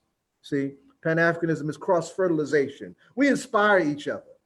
We're about solidarity with each other. We build on each other's work. We support each other's work, and this hemispheric thing needs some maturation, needs some building, right? So I wanted her to set that up. And that would set up Brother Chucho's remarks for what is happening in Venezuela, right? Because Venezuela, under not just this pandemic of COVID-19, but the pandemic of US imperialism, is also fighting back against these sanctions, against covert action, and all those things to try and upset and overthrow the Bolivarian Revolution. And our people are all in on the Bolivarian Revolution, so we want to set that up. Yvette, my dear beloved queen, the floor is yours. You got to unmic. You got to unmic yourself. Peace and blessings, everyone. Buenas tardes. Saludos. Thanks, Brother Zayid, for inviting me to this panel. As I was thinking about, yes, you mentioned Encuentro Diaspora Afro, but I'm actually sitting here with all my hats today. Right. Encuentro Diaspora Afro as a National African American Reparations Commissioner, as an ambassador for the Rastafari Alliance of Panama, as a co-founder with Baba Chucho of the Regional Council of Africans in the Americas. But I was thinking about, my words to share today and the importance of bringing Latin America and the Spanish and English speaking Caribbean into this conversation is that I am a child of Pan-Africanism. And why do I say that? I am born and raised in Panama within the American colonial Jim Crow system of the Canal Zone, which was the territory that surrounded the Panama Canal and imposed Jim Crow apartheid acts on the Afro-Caribbeans that lived in that territory. And I am a child of Caribbean descent of Jamaica and Martinique. So all I saw as a child and growing up was this Pan-African perspective of understanding how these major three spaces, Latin America, the Caribbean, and the US, saw Black people. So I was raised to have a very clear Black identity that removed borders. And because I spoke English and Spanish and listened to French growing up, it was beyond language. And in thinking about today, June 28th, and Malcolm X's founding of the OAAU, that is what he spoke about. Afro-American is Afro-Panamanian. Afro-American is Afro-Venezuelan. Afro-American is Afro-Colombian. And when we understand that, we do better. We are now currently, a mentor said to me this week, the world is having the same conversation, the same two conversations. We're talking about COVID and we're talking about racism and police brutality. And that is being impacted all over the world. Before Black Lives Matter even was sort of created as a hashtag and a movement here, we were already saying Black Lives Matter in Brazil because Black men and Black women in Brazil were being killed on a daily basis by police in Brazil. Before we were saying Black Lives Matter here, Afro-Colombians have been fighting for their land and getting killed even now. Last week, someone getting killed in Colombia during the COVID-19 crisis because of their fight for inclusion and land. When we talk about free the land, that is the conversation that is a primary conversation in Colombia. So I think, I just want to put that perspective of when people say, one of my things that I always say is don't dilute my Blackness because I speak Spanish. Because my Blackness is still within that content of that language that still excludes me because that's a language that was imposed on us even for my ancestors that were brought to the Caribbean and then my ancestors that were brought to Panama. My grandfather was one of the Panama Canal workers, which I see as one of the wonders of the world. But that was built by Caribbean hands, predominant Caribbean hands. So when we think about why Latin America and why Panama, I'm not even gonna, why Panama is important. Marcus Garvey lived in Panama for a period of time before he went to Costa Rica. And he came to Panama to talk about the treatment of the canal workers during that time. He lived there. He published some of his first papers out of not only just Panama, out of Colón, which is the Africa and the Caribbean of the country, which is where I'm from. We are so deeply connected in that mindset of Pan-Africanism. Dudley Thompson, who was an ambassador for Jamaica to many countries, was born in Colón. And then went back to Jamaica. One of the most important days that we celebrate here in the US, Black Solidarity Day, was founded by a Afro-Panamanian, Carlos Russell. So Panama has been in the conversation forever. We have had no option because we have had to understand how Americans function within the Jim Crow laws that they imposed on us within the Canal Zone, where I grew up in a Black community that had our own nurses, our own doctors, our own fire department, our own teachers until I was 9 years old. Brown versus the Board of Education was passed here in the 50s. They did not implement the desegregation of Canal Zone School to the late 70s.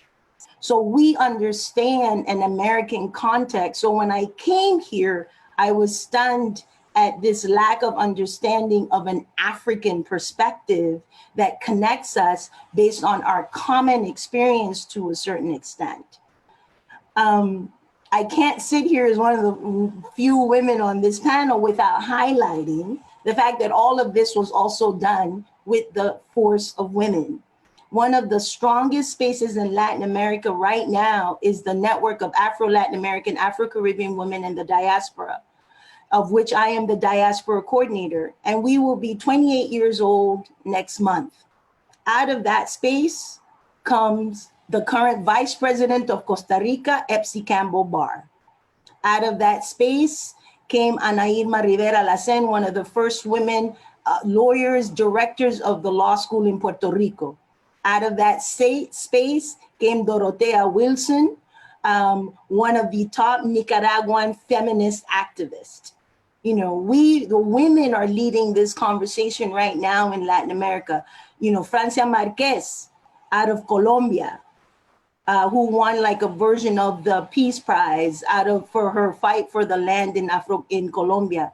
Genevieve Williams Camry, Afro-Panamanian sister, who's the founder of Afro Resistance and has been talking about human rights and this work for a while. So when we talk about what this means is to understand now, we are currently talking about Black Lives Matter, and I sit here as a Black, and I use the word today, Latina, to put it into context of the region, but I also reject the word because the word leans on white supremacy and whiteness, that even saying Afro-Latina, we do not get seen. I still have to explain myself. Oh, by the way, yes, I speak Spanish. Oh, by the way, I was born in Panama. Or by the way.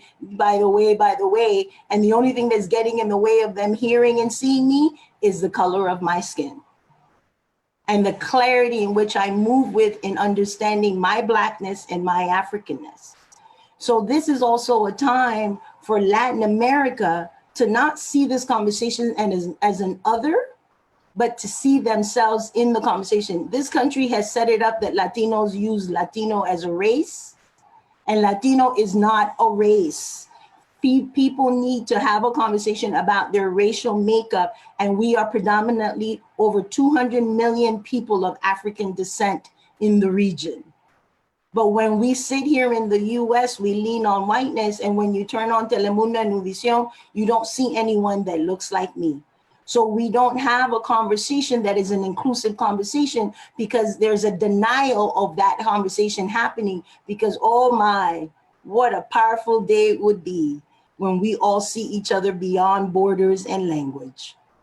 So they don't want us to get to that place. So now is the time to have a conversation about African Americans seeing Afro-Caribbeans and Afro-Latinos within the conversation. I don't have Panamanian experiences in the US. I have Black experiences in the US. I don't have time to explain, and even if I did, it does not make a difference that I'm from Panama. So we need to start having that conversation. We also need to stop using this Black-Brown context that makes it seem like it's something different, when for us, it's a Black-Black conference because it's a Black conference in the African-American space, and we're still having the same Black conversation within the Latino space, which is saying, you know what? You can't be saying Black Lives Matter and marching on the street when you don't even recognize your own Blackness and you don't recognize me. So I'm calling out all Latinos in the community. It is time to self-identify, to face your journey, to understanding why you fit into the conversation. Blacks and Latinos were more impacted by the COVID-19. That is not an accident. It speaks to the systemic breakdown of a system that has never seen us. As a community organizer, I had folks that lost everything they had coming in, you know, because we were the essential workers. So it's time to remove this sort of immigrant context and that we come here and whatever, but also I also call out the immigrants who come here and look at African Americans as those people, it's time to understand that you are walking in these streets because of those people. And Malcolm wanted us to have a process of mentally and culturally healing ourselves, looking back at the continent, connecting ourselves to the source of what we come from, to then have a better understanding of how we can organize better to liberate each and every one of us. So I wanted to open with that, but then I'm going to be translating for Baba Chucho, and we've done this before. And Baba Chucho is not just an Afro-Venezuelan leading in the network. He's also one of the founding members of the Black movement in Latin America. When we talk about the Black movement in Latin America, there's a short list of names that come up, including those women that I mentioned. And then one of the men in that list is Baba Jesus Chucho Garcia. So Baba, ¿quiere comenzar y yo hago la traducción? Okay, thank you for your word, Illa Yvette. Escuché con mucha atención. I listened with a lot of attention. A Mr. Sekou Odinga. De lo que dijo that Mr. Sekou, Baba Sekou said. Sí. William Sales también. Baba Sales said. Al igual que Charles. And also what Baba Charles said. Creo que en esta reunión, I think in this reunion, in this conversation, hay un espíritu de reconexión. There's a spirit of reconnecting. Político y espiritual. Political and spiritual. De un hombre que fue asesinado hace 55 años. Llamado, a man that was assassinated almost 55 years ago. Hemos hablado de la relación África-América. We've talked about the relationship between Africa and the Americas. Malcolm tuvo que viajar a África. Malcolm had to travel to Africa para llenarse de esperanza. To fill himself of hope. De lucha contra el colonialismo y el imperialismo. To fight against the colonialism and the imperialism. Malcolm tuvo la oportunidad también de reunirse con Fidel Castro. Malcolm also had an opportunity to meet with Fidel Castro. Y eso también impactó mucho a Malcolm. That also had a great impact on Malcolm. Porque vio con sus ojos. Because he saw with his eyes. Sintió con su corazón. And he felt with his heart. De que la revolución era posible. That the revolution was possible. Ustedes han hablado de esa posibilidad. You have spoken today about the possibility of that revolution. Pero el imperialismo. But the imperialism. Ha intentado. Has tried. De colgar. To hang us. Todas las inteligencias. All the intelligence. Antiimperialista de África y la diáspora. Anti-imperialist of the Africa and the diaspora. No podemos olvidar la década de los 80. We cannot forget the 80s. Que fue muy importante para África. That was very important for Africa. Y el Caribe. And the Caribbean. No podemos olvidar a Maurice Bishop. We cannot forget Maurice Bishop. Quien realizó la utopía en el Caribe. That started the utopia in the Caribbean. Y no podemos olvidar la conexión entre Zamora Machel. We cannot forget the connection between Zamora Machel. Que fue asesinado en 1986. That was assassinated in 1986. Y tampoco podemos olvidar a Tomás Sankara. And we cannot forget Tomás Sankara. Que fue asesinado en 1987. And that was assassinated in 1987. Hugo Chávez. Hugo Chávez. Intentó. Tried. De reagrupar. To regroup. Todos esos sueños. All those dreams. Desde Malcolm X. from Malcolm X hasta Samora Machel. to Samora Machel. Y él creó junto And he created together a platform. la Cumbre África Suramérica. He created a space, a Cumbe, which is a freedom liberation space, Caribbean and Africa. Y Sudmi. No, Sudmi, yes. There's a Cumbe, it doesn't get directly goodly translated in English. Sí, y ese sueño That dream, intentamos concretarlo. that is the dream we're trying to concretize right now. Y ustedes observan bien, If you observe closely, la primera década del siglo XXI the first decade of the first part of the 21st century fue una década de cambios radicales en América Latina. they were of radical changes in Latin America. Paraguay, Paraguay, Argentina, Argentina, Uruguay, Brasil, Brazil, Nicaragua, Ecuador, Venezuela. El mapa de América Latina the Latin American map, estaba cambiando de colores, it was changing colors de esperanza of hope y de inclusión. and of inclusion. También era el sueño de Torrijos. And it was a dream of Torrijos of Panama. Por eso es que estas reflexiones, Because that's why these reflections, los sueños de Malcolm, the dreams of Malcolm, tenemos que traerlo ahora we need to bring it now a esta coyuntura to this process that we're facing. política que está viviendo. That the political space that we're living, reality that we're living. Porque la peor pandemia Because the worst pandemic que estamos viviendo en los últimos tiempos that we're living in these times, no es el COVID-19. it's not COVID-19. Es la pandemia desde la esclavitud It's the pandemic since the enslavement hasta Mr. Trump. To Mr. Trump. Y es allí donde nosotros, That is where we, desde América Latina, from Latin America, del Caribe, and the Caribbean, en este momento, Cuba, Venezuela y Nicaragua, in this moment, Cuba, Venezuela, and Nicaragua, estamos sufriendo un bloqueo criminal. We are facing a criminal blockade right now. Invasión de mercenarios. Invasion of mercenaries. Como pasó en Cuba, en Bahía de Cochinos. That also happened in Cuba, in the Bay.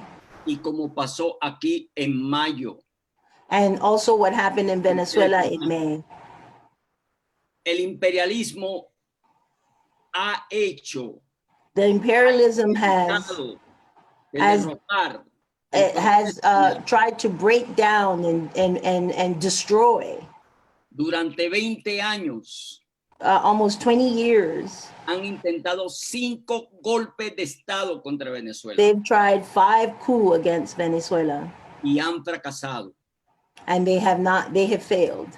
Y ahora ellos quieren decidir. And now they want to decide. Por nosotros, for us. Y ellos están en contradicciones muy fuertes. And they're in major contradictions. Ahí está el libro de John Bolton. It is the book of John Bolton's book. Está lleno de contradicciones. That's full of contradictions. Entre la mafia de la Casa Blanca. In the mafia of the White House. Hoy nosotros tenemos que unirnos, hermanos. Today we have to unite, brothers and sisters. Que se escucha en Minneapolis. That if folks are listening in Minneapolis. Ante el asesinato de George Floyd. Before the assassination of George Floyd. A nosotros aquí en Venezuela nos duele. That in Venezuela we felt it. In Latin America we felt it. Como nos dolió el asesinato de Malcolm X. hace 55 años. Just the way we felt Malcolm X's assassination. Ustedes no pierdan esta oportunidad. You cannot miss this opportunity. No basta solo con condenar el sistema de la brutalidad policial. We cannot just condemn police brutality. Es todo el sistema.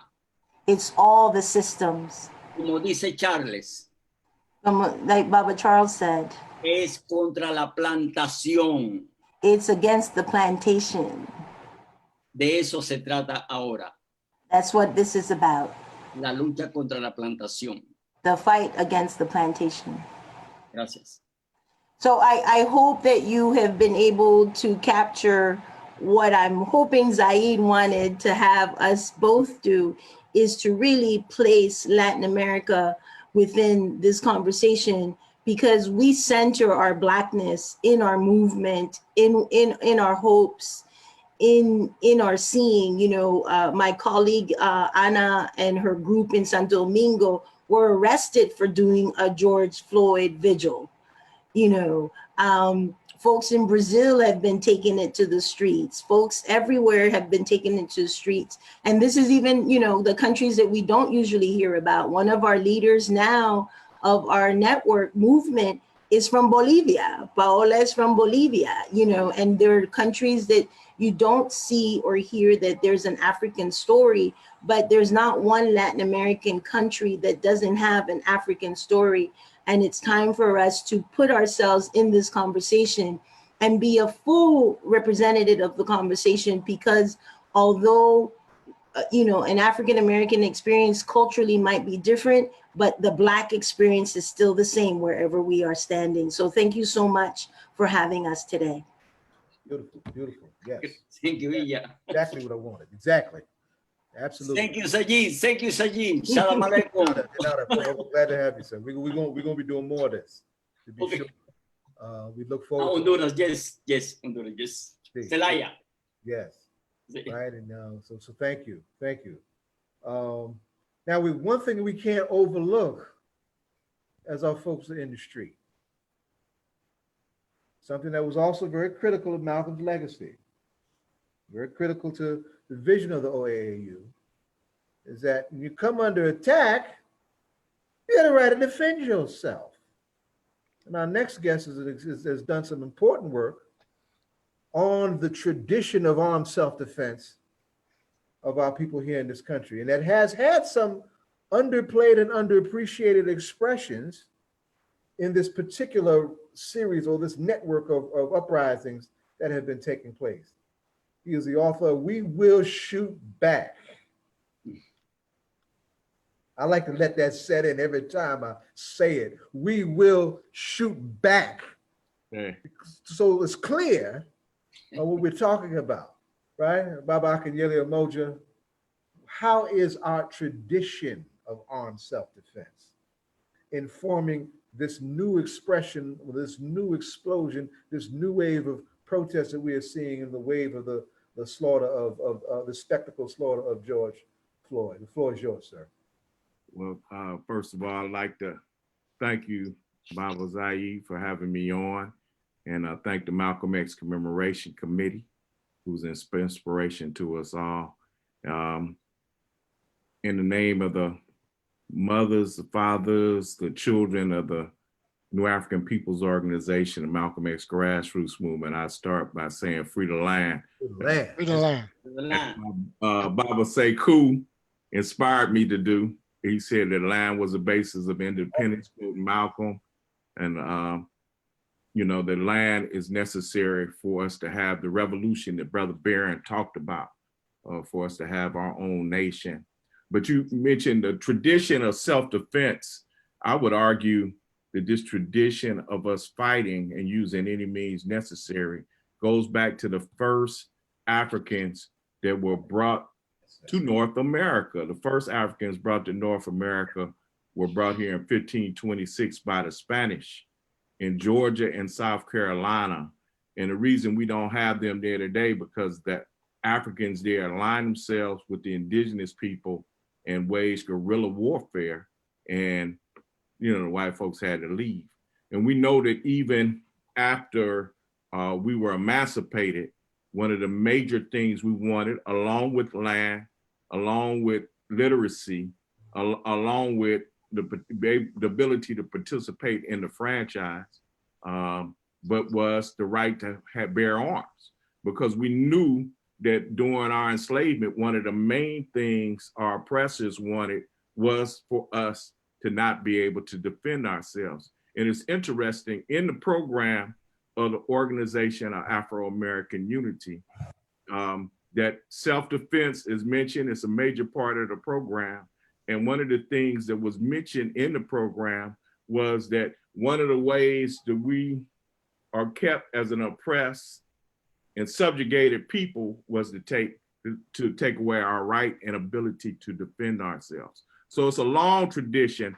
The book talks about it in Mississippi, going from Reconstruction all the way up to the 1970s and 80s. I think it's important that that history is put out there. Here in Atlanta, when the rebellion started after the killing of George Floyd, this narrative was kind of put out there that the civil rights movement was nonviolent, but they don't capture the history of our soldiers and people who fought in the movement, use any means necessary to protect those people who were registering people in the South for the right to vote. Into the times that we had rebellions in the South to fight for our rights. That's a very important part. It must be noted too, when we talk about the Organization of Afro-American Unity and its founding, and I think it was mentioned by Brother Sales earlier, that there were other people besides Malcolm who found this organization. And even prior to the founding of the Organization of Afro-American Unity, there are people in New York who support the struggle for armed self-defense in the South. People like Dr. John Henry Clark, people like John Oliver Killings, people like Queen Mother Moore, yes, along with Malcolm X, before he leaves the Nation of Islam, who used to do fundraisers for Robert Williams and folks in North Carolina. And John Henry Clark and John Oliver Killings would drive these guns, drive the ammunition, and drive whatever to North Carolina. Tell that story. Yes, that tradition continues because we talked about Dr. Mutulu Shakur and my conversations with him when those type of battles were going on in Wilmington, North Carolina in 1970. Dr. Shakur and some of his comrades would take weapons, would take supplies, they would take whatever to people in Wilmington.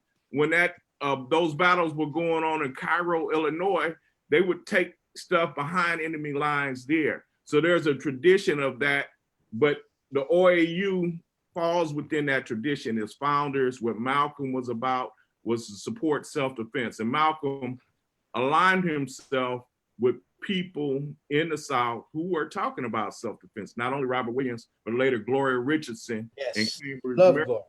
Gloria. And so that was one of the so-called civil rights people who he aligned himself with. And I believe he had overtures for her to join and to form the Organization of Afro-American Unity. So there's this tradition that the OAU is clearly aligned with. One other thing we have to mention with Malcolm X, I guess since I'm the one representing the South in this conversation, like Andre 3000 said, the South has something to say. But Malcolm very much wanted to intervene and add this self-defense presence in the movement, or strengthen it in the South. It already existed. It's clear because even when organizers from the Revolutionary Action Movement went to the South to try to organize people around self-defense, they found that Black people there in Mississippi already had self-defense networks. But Malcolm wanted to be even more aggressive in that. So he organized or sought to organize particularly veterans to go to the South. And Baba Chucho and Sister Yvette mentioned the international dynamics of this. Malcolm, we must also know, had collaborated with Che Guevara to talk about sending soldiers of our people, along with Afro-Cubans, to the Congo. to fight by any means necessary there. And this is why he said, if you don't understand what's going on in Mississippi, you don't understand what's happening in Congo, and vice versa.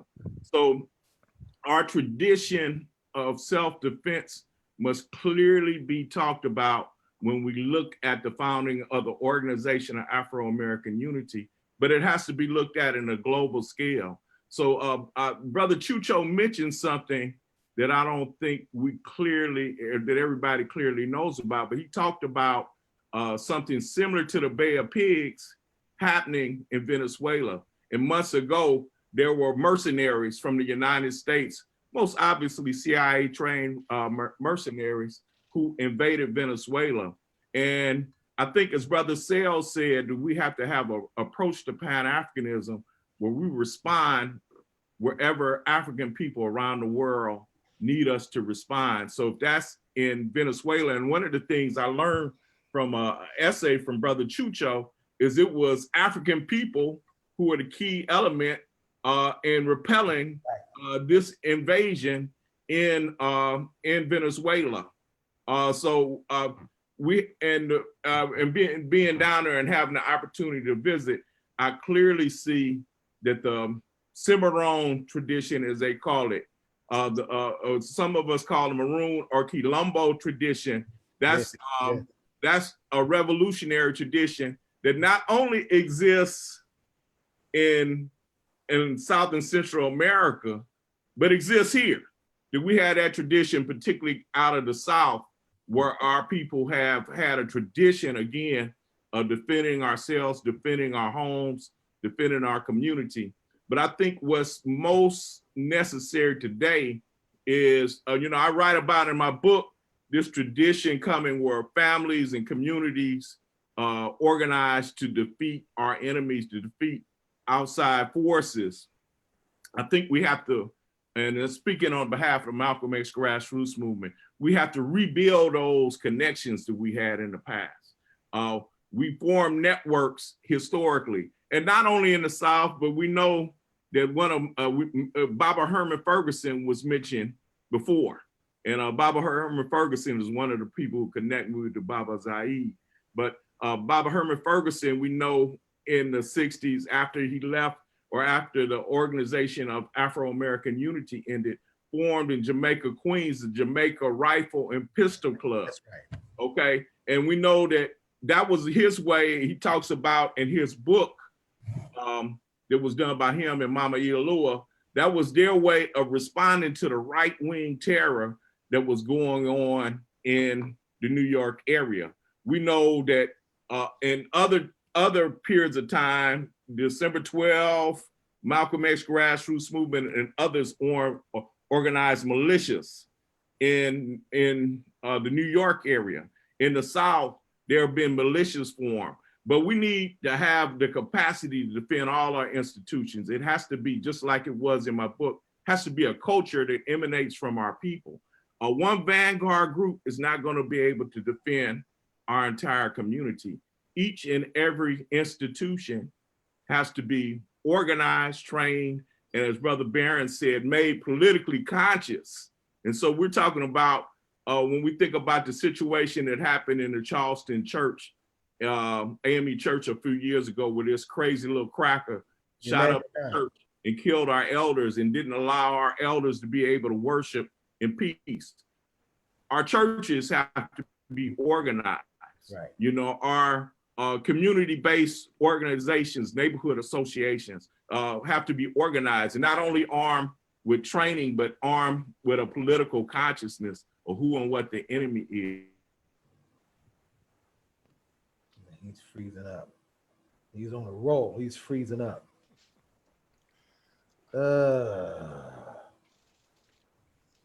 What happened? He was on a roll. Akinyele, can you hear us? He's freezing up. Let's try stopping. Can you hear us, Akinyele? Video so that we can maybe free up enough band space for him. Okay.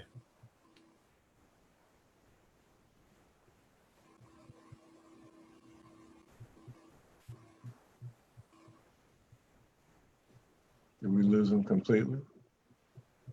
We may have. He's no longer on the call. Roger. Maybe he'll call back. Yeah. Let me. Call back. He's Call got back. the number.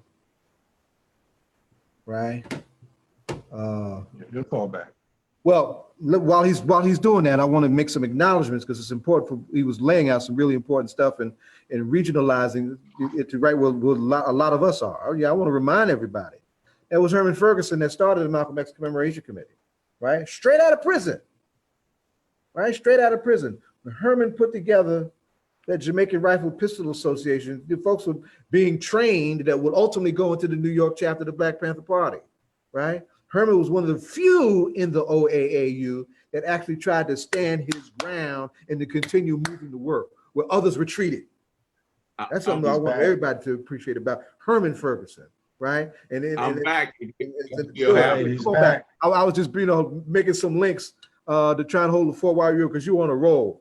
So let's finish up your remarks and we get Roger on. Yes, sir. Well, before I go back to my remarks, that's the second time this week that's happened. I don't think it's an accident. And so we have to be able to control these too. We have to be able to be more proficient, particularly in this environment in cybersecurity.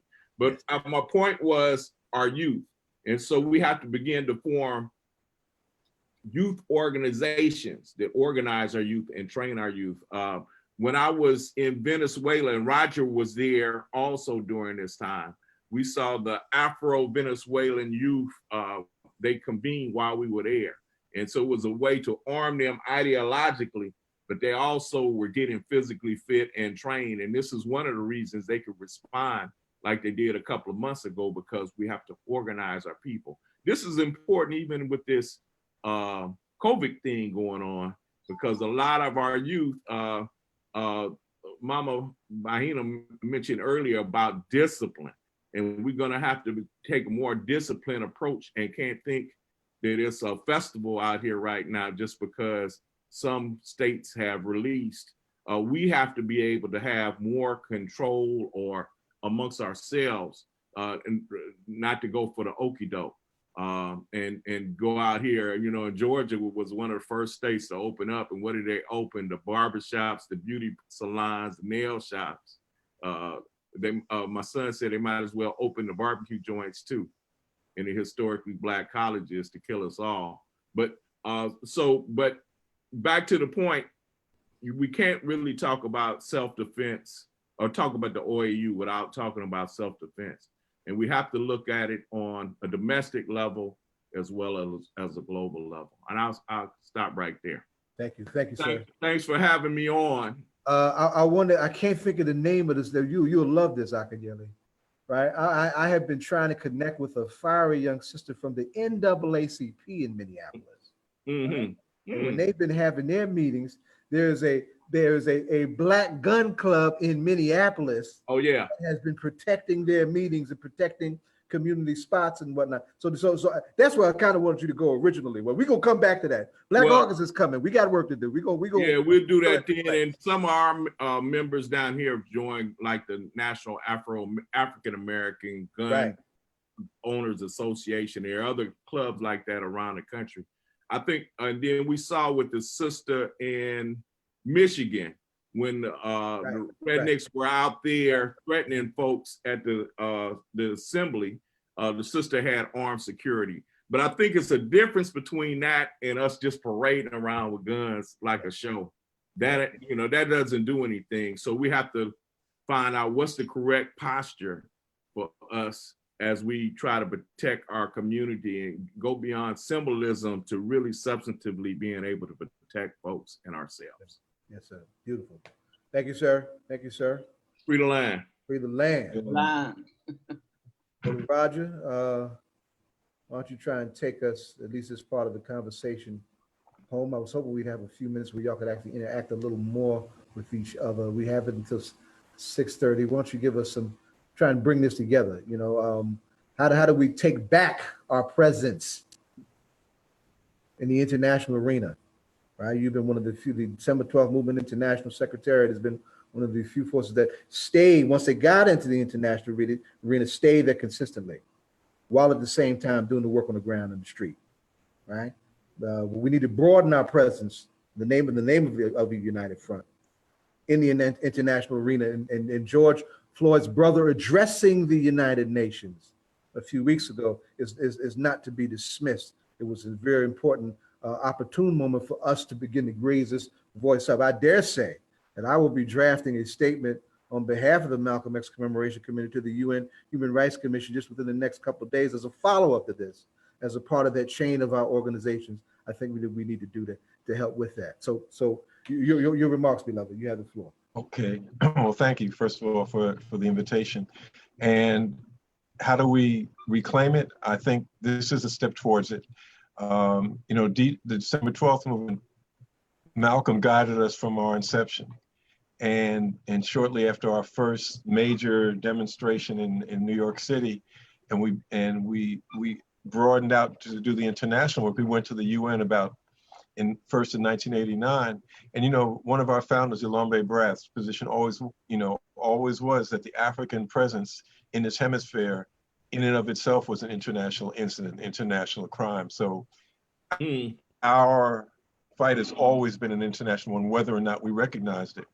And Pan-Africanism and the connection, our international connections, was very important in terms of one of the major victories we had at the beginning of the century, which was the World Conference Against Racism, which for the first time, an international gathering in the United Nations was forced to acknowledge that the transatlantic slave trade and slavery was a crime against humanity, that the descendants of the victims had a right to reparations, and that there was an economic basis to racism. That was a result of organizing at an international level. The African group inside the United Nations was the key group that pushed it, with Zimbabwe at the lead of that. The Caribbean group, Barbados, Jamaica, came together, Cuba, on the level of non-governmental organizations, which is what we were. We organized a coalition of African American in Americas in the broad sense, of people who came from one end of the Americas in South America all the way to Canada. And we all brought our own agenda to that, but we were able to agree that it was necessary to push those three issues, that we could not get caught up in our national struggle, say, well, what's happening to us in Colombia is more important than this issue of the transatlantic slave trade, reparations, and the economic basis. So people subordinated the particulars of their national struggle for the international benefit. And we reached the Durban Declaration and Program of Action is a historic document that the West Europeans and the United States and Canada have been trying to disappear ever since it's been there. But that was a testament to what the task that Malcolm had set before us. I want to refer to a statement by a person who spoke power to in the 20th century, as Malcolm did in the 19th century, as Malcolm did in the 20th century. We're a couple of days away from the 4th of July, the so-called Independence Day. Frederick Douglass made a key statement back in 1852. It was, "What to the American slave is your 4th of July?" And it's only a minute, so I want to have people listen to it again very closely. He says, "What to the American slave is your 4th of July? I answer, a day that reveals to him more than all other days in the year, the gross injustice and cruelty to which he is the constant victim. To him, your celebration is a sham, your boasted liberty an unholy license, your national greatness swelling vanity, your sounds of rejoicing are empty and heartless, your denunciation of tyrants, brass-fronted impudence, your shouts of liberty and equality, hollow mockery, your prayers and hymns, your sermons and thanksgivings, with all your religious parade and solemnity, are to him mere bombast, fraud, deception, impiety, and hypocrisy, a thin veil to cover up crimes which would disgrace a nation of savages. There is not a nation on the earth guilty of practices more shocking and bloody than are the people of the United States at this very hour. Go where you may, search where you will, roam through all the monarchies and despotisms of the old world, travel through South America, search out every abuse, and when you have found the last, lay your facts by the side of the everyday practices of this nation, and you will say with me that for revolting barbarity and shameless hypocrisy, America reigns without a rival. And I'll read that because, Zayid just talked about what happened at the United Nations. 2 weeks ago, the African group, because this was an example of Pan-Africanism and Malcolm's statement that Africans have to realize Africa cannot be free if Black people are oppressed in the West, and vice versa. Those of us in the United States and throughout the Americas cannot be free as long as until Africa is free. That's right. The fact that the African group, all 54 nations of the Africa in United Nations made a demand for an urgent debate on what was happening in the United States was historic, and I know Malcolm was smiling when he saw that. Yes, sir. The urgent debates in the Human Rights Council has had 5 urgent debates since its beginning in 2006. This was the 6th one, so it doesn't happen often. But that all the African nations made it, they specified it to the United States was like, and so the fact that that was happening, that not only that they made the demand, but they put forward a resolution asking for, demanding, requesting the appointment of an international commission of inquiry, which is another one of those rare, almost never happens in the United Nations that they do that. They have their own mechanism with human rights violations, but to request that was even another further step. Then what we saw happen was, how do we put it?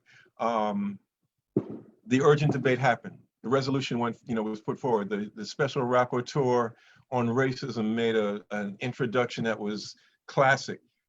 George Floyd's brother spoke to the United Nations, and they generally do not have people just do that. I mean, there was a lot of precedents that were being set then. Then what you saw happen was the United States. Now, bear in mind, the United States position is the UN is unimportant. We don't care what internationally is happening. What happened was they then they couldn't get around the debate. They then came with, how do we sideline, how do we block this commission of inquiry? All the Western countries, all the ones that got contradictions with Trump, they think he's a fool and he's got, and that relations with the United States are at an all-time low. They all came together. This was another example of white folks circling the wagons against the savages. They all came together on one level, which is the official diplomatic, my honorable, the so-and-so and so-and-so, and when they're talking, very polite. And their position around the debate was, we don't need an inquiry that singles out one country. So this is equivalent to, on an international level, this is equivalent to, well, all lives matter. So that was their response. But on the hidden level, the United States, which is not even a member of the Human Rights Council, they quit because it was insignificant and prejudiced. They did, I don't know how you put it, it was gangster. They started calling the capitals of the African countries and threatened any sort of economic agreements they have with them, any bilateral agreements. They threatened to block any loans that those countries were receiving from the World Bank or the International Monetary Fund. And on an individual level, I got word from sources that said that they went to individual ambassadors of African countries and told them that if they didn't back down, that particular ambassador was going to lose his or her job if the resolution wasn't modified to eliminate the request for a commission of international inquiry. In the end, they accomplished that. A compromise resolution was passed. They even wanted George Floyd's name taken out of the resolution, but people wouldn't back down on that. But the gangster part of it forced countries to back down. This was the same thing that Douglas described 160 years, 8 years ago. Bombast, fraud, deception, impiety, and hypocrisy, a thin veil to cover up crimes which would disgrace a nation of savages. The lesson for us here now is that there is no difference between US domestic and foreign policy. And despite its go-along rhetoric, the US went to extraordinary lengths to block the African group's initiative. That should be a real clear sign to us of the importance of what the Pan-African unity means. Black people in the diaspora and on the continent face a commonality of enemies and oppression. And let me just say this finally before I see we're short on time. Another example of the Pan-African unity has been the question of Zimbabwe. Zimbabwe did what Malcolm said. They took back their land and gave it to their people. From that point, they came under attack, particularly by the United States, which on the face of it had no nickel in that dime in terms of sanctions that have been in place since 2001.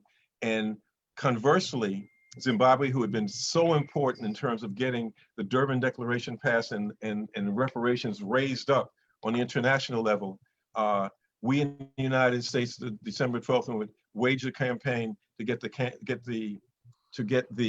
sanctions lifted, which we were waging to this day, and particularly pushing the Congressional Black Caucus to do its job and do that. That's what Malcolm was talking about. Finally, I think when I was in law school, wherever I read it, a philosopher said, the objective is not to observe the world, but to change it.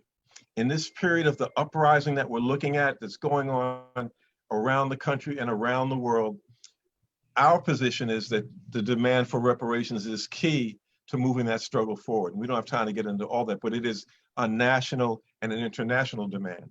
But in the particular of this webinar, with all the knowledge represented on this panel, the task before us, particularly here in the United States, is how do we get this information to our people in the streets, people who are not going to be tuning into this webinar or watching it on Facebook. With our articulation of structural and institutional racism, how do we translate that into an understanding of the need for and active participation in structural and institutional transformation? That is revolution. If we cannot do that, this webinar will be for naught and really will be a betrayal of Malcolm's legacy. So I think that's what we have to take with us. So finally, on June 4th, we invite those in the tri-state.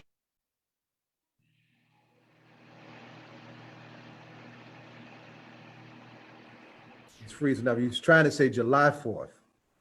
They're having they're hosting an event. In a renaming ceremony. Roger, you froze up for a second. Republic of yeah, July 4th. Rewind, okay, rewind a little bit because you froze for a second. Got it? Can you? Yeah, there you see it? There you go. Okay, okay. We invite people to come to this. This is a people's renaming of Nostrand and Jefferson, pedophiles. You know the Jefferson we're talking about. Yes, sir. Pedophile and slave owner on July 4th in the spirit of Frederick Douglass, in the spirit of Malcolm X, self-determination for our people. So we invite people to join us there and to take that up around the country in terms of things that we can do that will heighten our people's consciousness of what self-determination means, what the struggle for reparations means, what the struggle for institutional transformation means, that this is a step. It is not a solution, but it is a step because we're in a period now where propaganda in the sense of educating our people to an understanding of what institution, how do we transform the institution and the structures that have held us back and continue to hold us back. So I leave you with that and our slogan at the bottom of that flyer, whose streets, our streets. Yes, sir. Yes, sir. You know, I used to perform Frederick Douglass's speech as a monologue. It's been years since I've done it, but I used to perform that, and you know, I send it out here almost every year when we do that.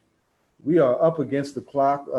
Let me simply say that I was trying to get a report on how much we raised. I don't have that handy, but we were doing okay going into the afternoon, and I hope we reached our goal. It's just a very modest goal of trying to raise some $500 for support for Dr. Mutulu Shakur. we want you to look ahead to what, what Roger's talking about on the 4th. We are looking at the possibility of another one of these on July 17th. July 17th is the anniversary of Malcolm addressing the Organization of African Unity with that classic memorandum that he did in Cairo back in 1964. And of course, we're looking at the second weekend in August for a Black August tribute, right? To take the place of our former annual political prisoner dinner tribute. So stay tuned, there's work to do. All the things that we have highlighted in our discussion, we will be sharing on the Malcolm X Commemoration Committee Facebook page. Most of our members were supposed to be in this Zoom link, and I'm trying to get feedback from, they actually went into the Facebook live thing to try and watch this. So I'll get, as soon as I get that information, I will post it as well. Talib, I'm sure we will meet that objective, right? And we'll pass that on to you so we can do what we need to be doing to help your father. The question of political prisoners. When we talk about this question of reparations, one of its prerequisites must be the release of our political prisoners, right? And that's one of the things I battled with some of our distinguished elders on this that have made me quite unpopular in certain insular circles. And I ain't gonna mention no names right now, but I got to talk to some of y'all offline so y'all understand what the hell I'm talking about, right? But it's this important. This is a critical time for us to be advancing, on so many fronts in a groundbreaking way. And we have to seize the time as using some Panther lexicon in order to do that. So let me thank everyone, right, for your time, your patience, your consideration, your mutual supporting of each other, and the way you have been and the way we will continue to carry on the work. X's and Malcolm is the answer, right? We are the ones we have been waiting for. Freedom of death. We will see each of you in the world. Love and respect. All power to the people. All power to the people. Peace. I like that. I like that. We overcome. Reparations now. Necessary. Okay. Thank you, everybody. Tierra Libre. Sí. Sí. You are a very good moderator. Así. Gracias, sir. Many energy for that. Okay, Roger. You are muted. Cuídate. Hablaremos. Sí. Okay. Vamos a hablar. Thank you. Okay. Goodbye to all. I see Thank Sekou. you, sir. In the People's Republic. Sekou. Wonderful joining you. Yeah. Take care. Okay, take care. Take care. All right, Brother Barron. Sister Yvette, Yes, do you know Sister Imani Jabali? I do.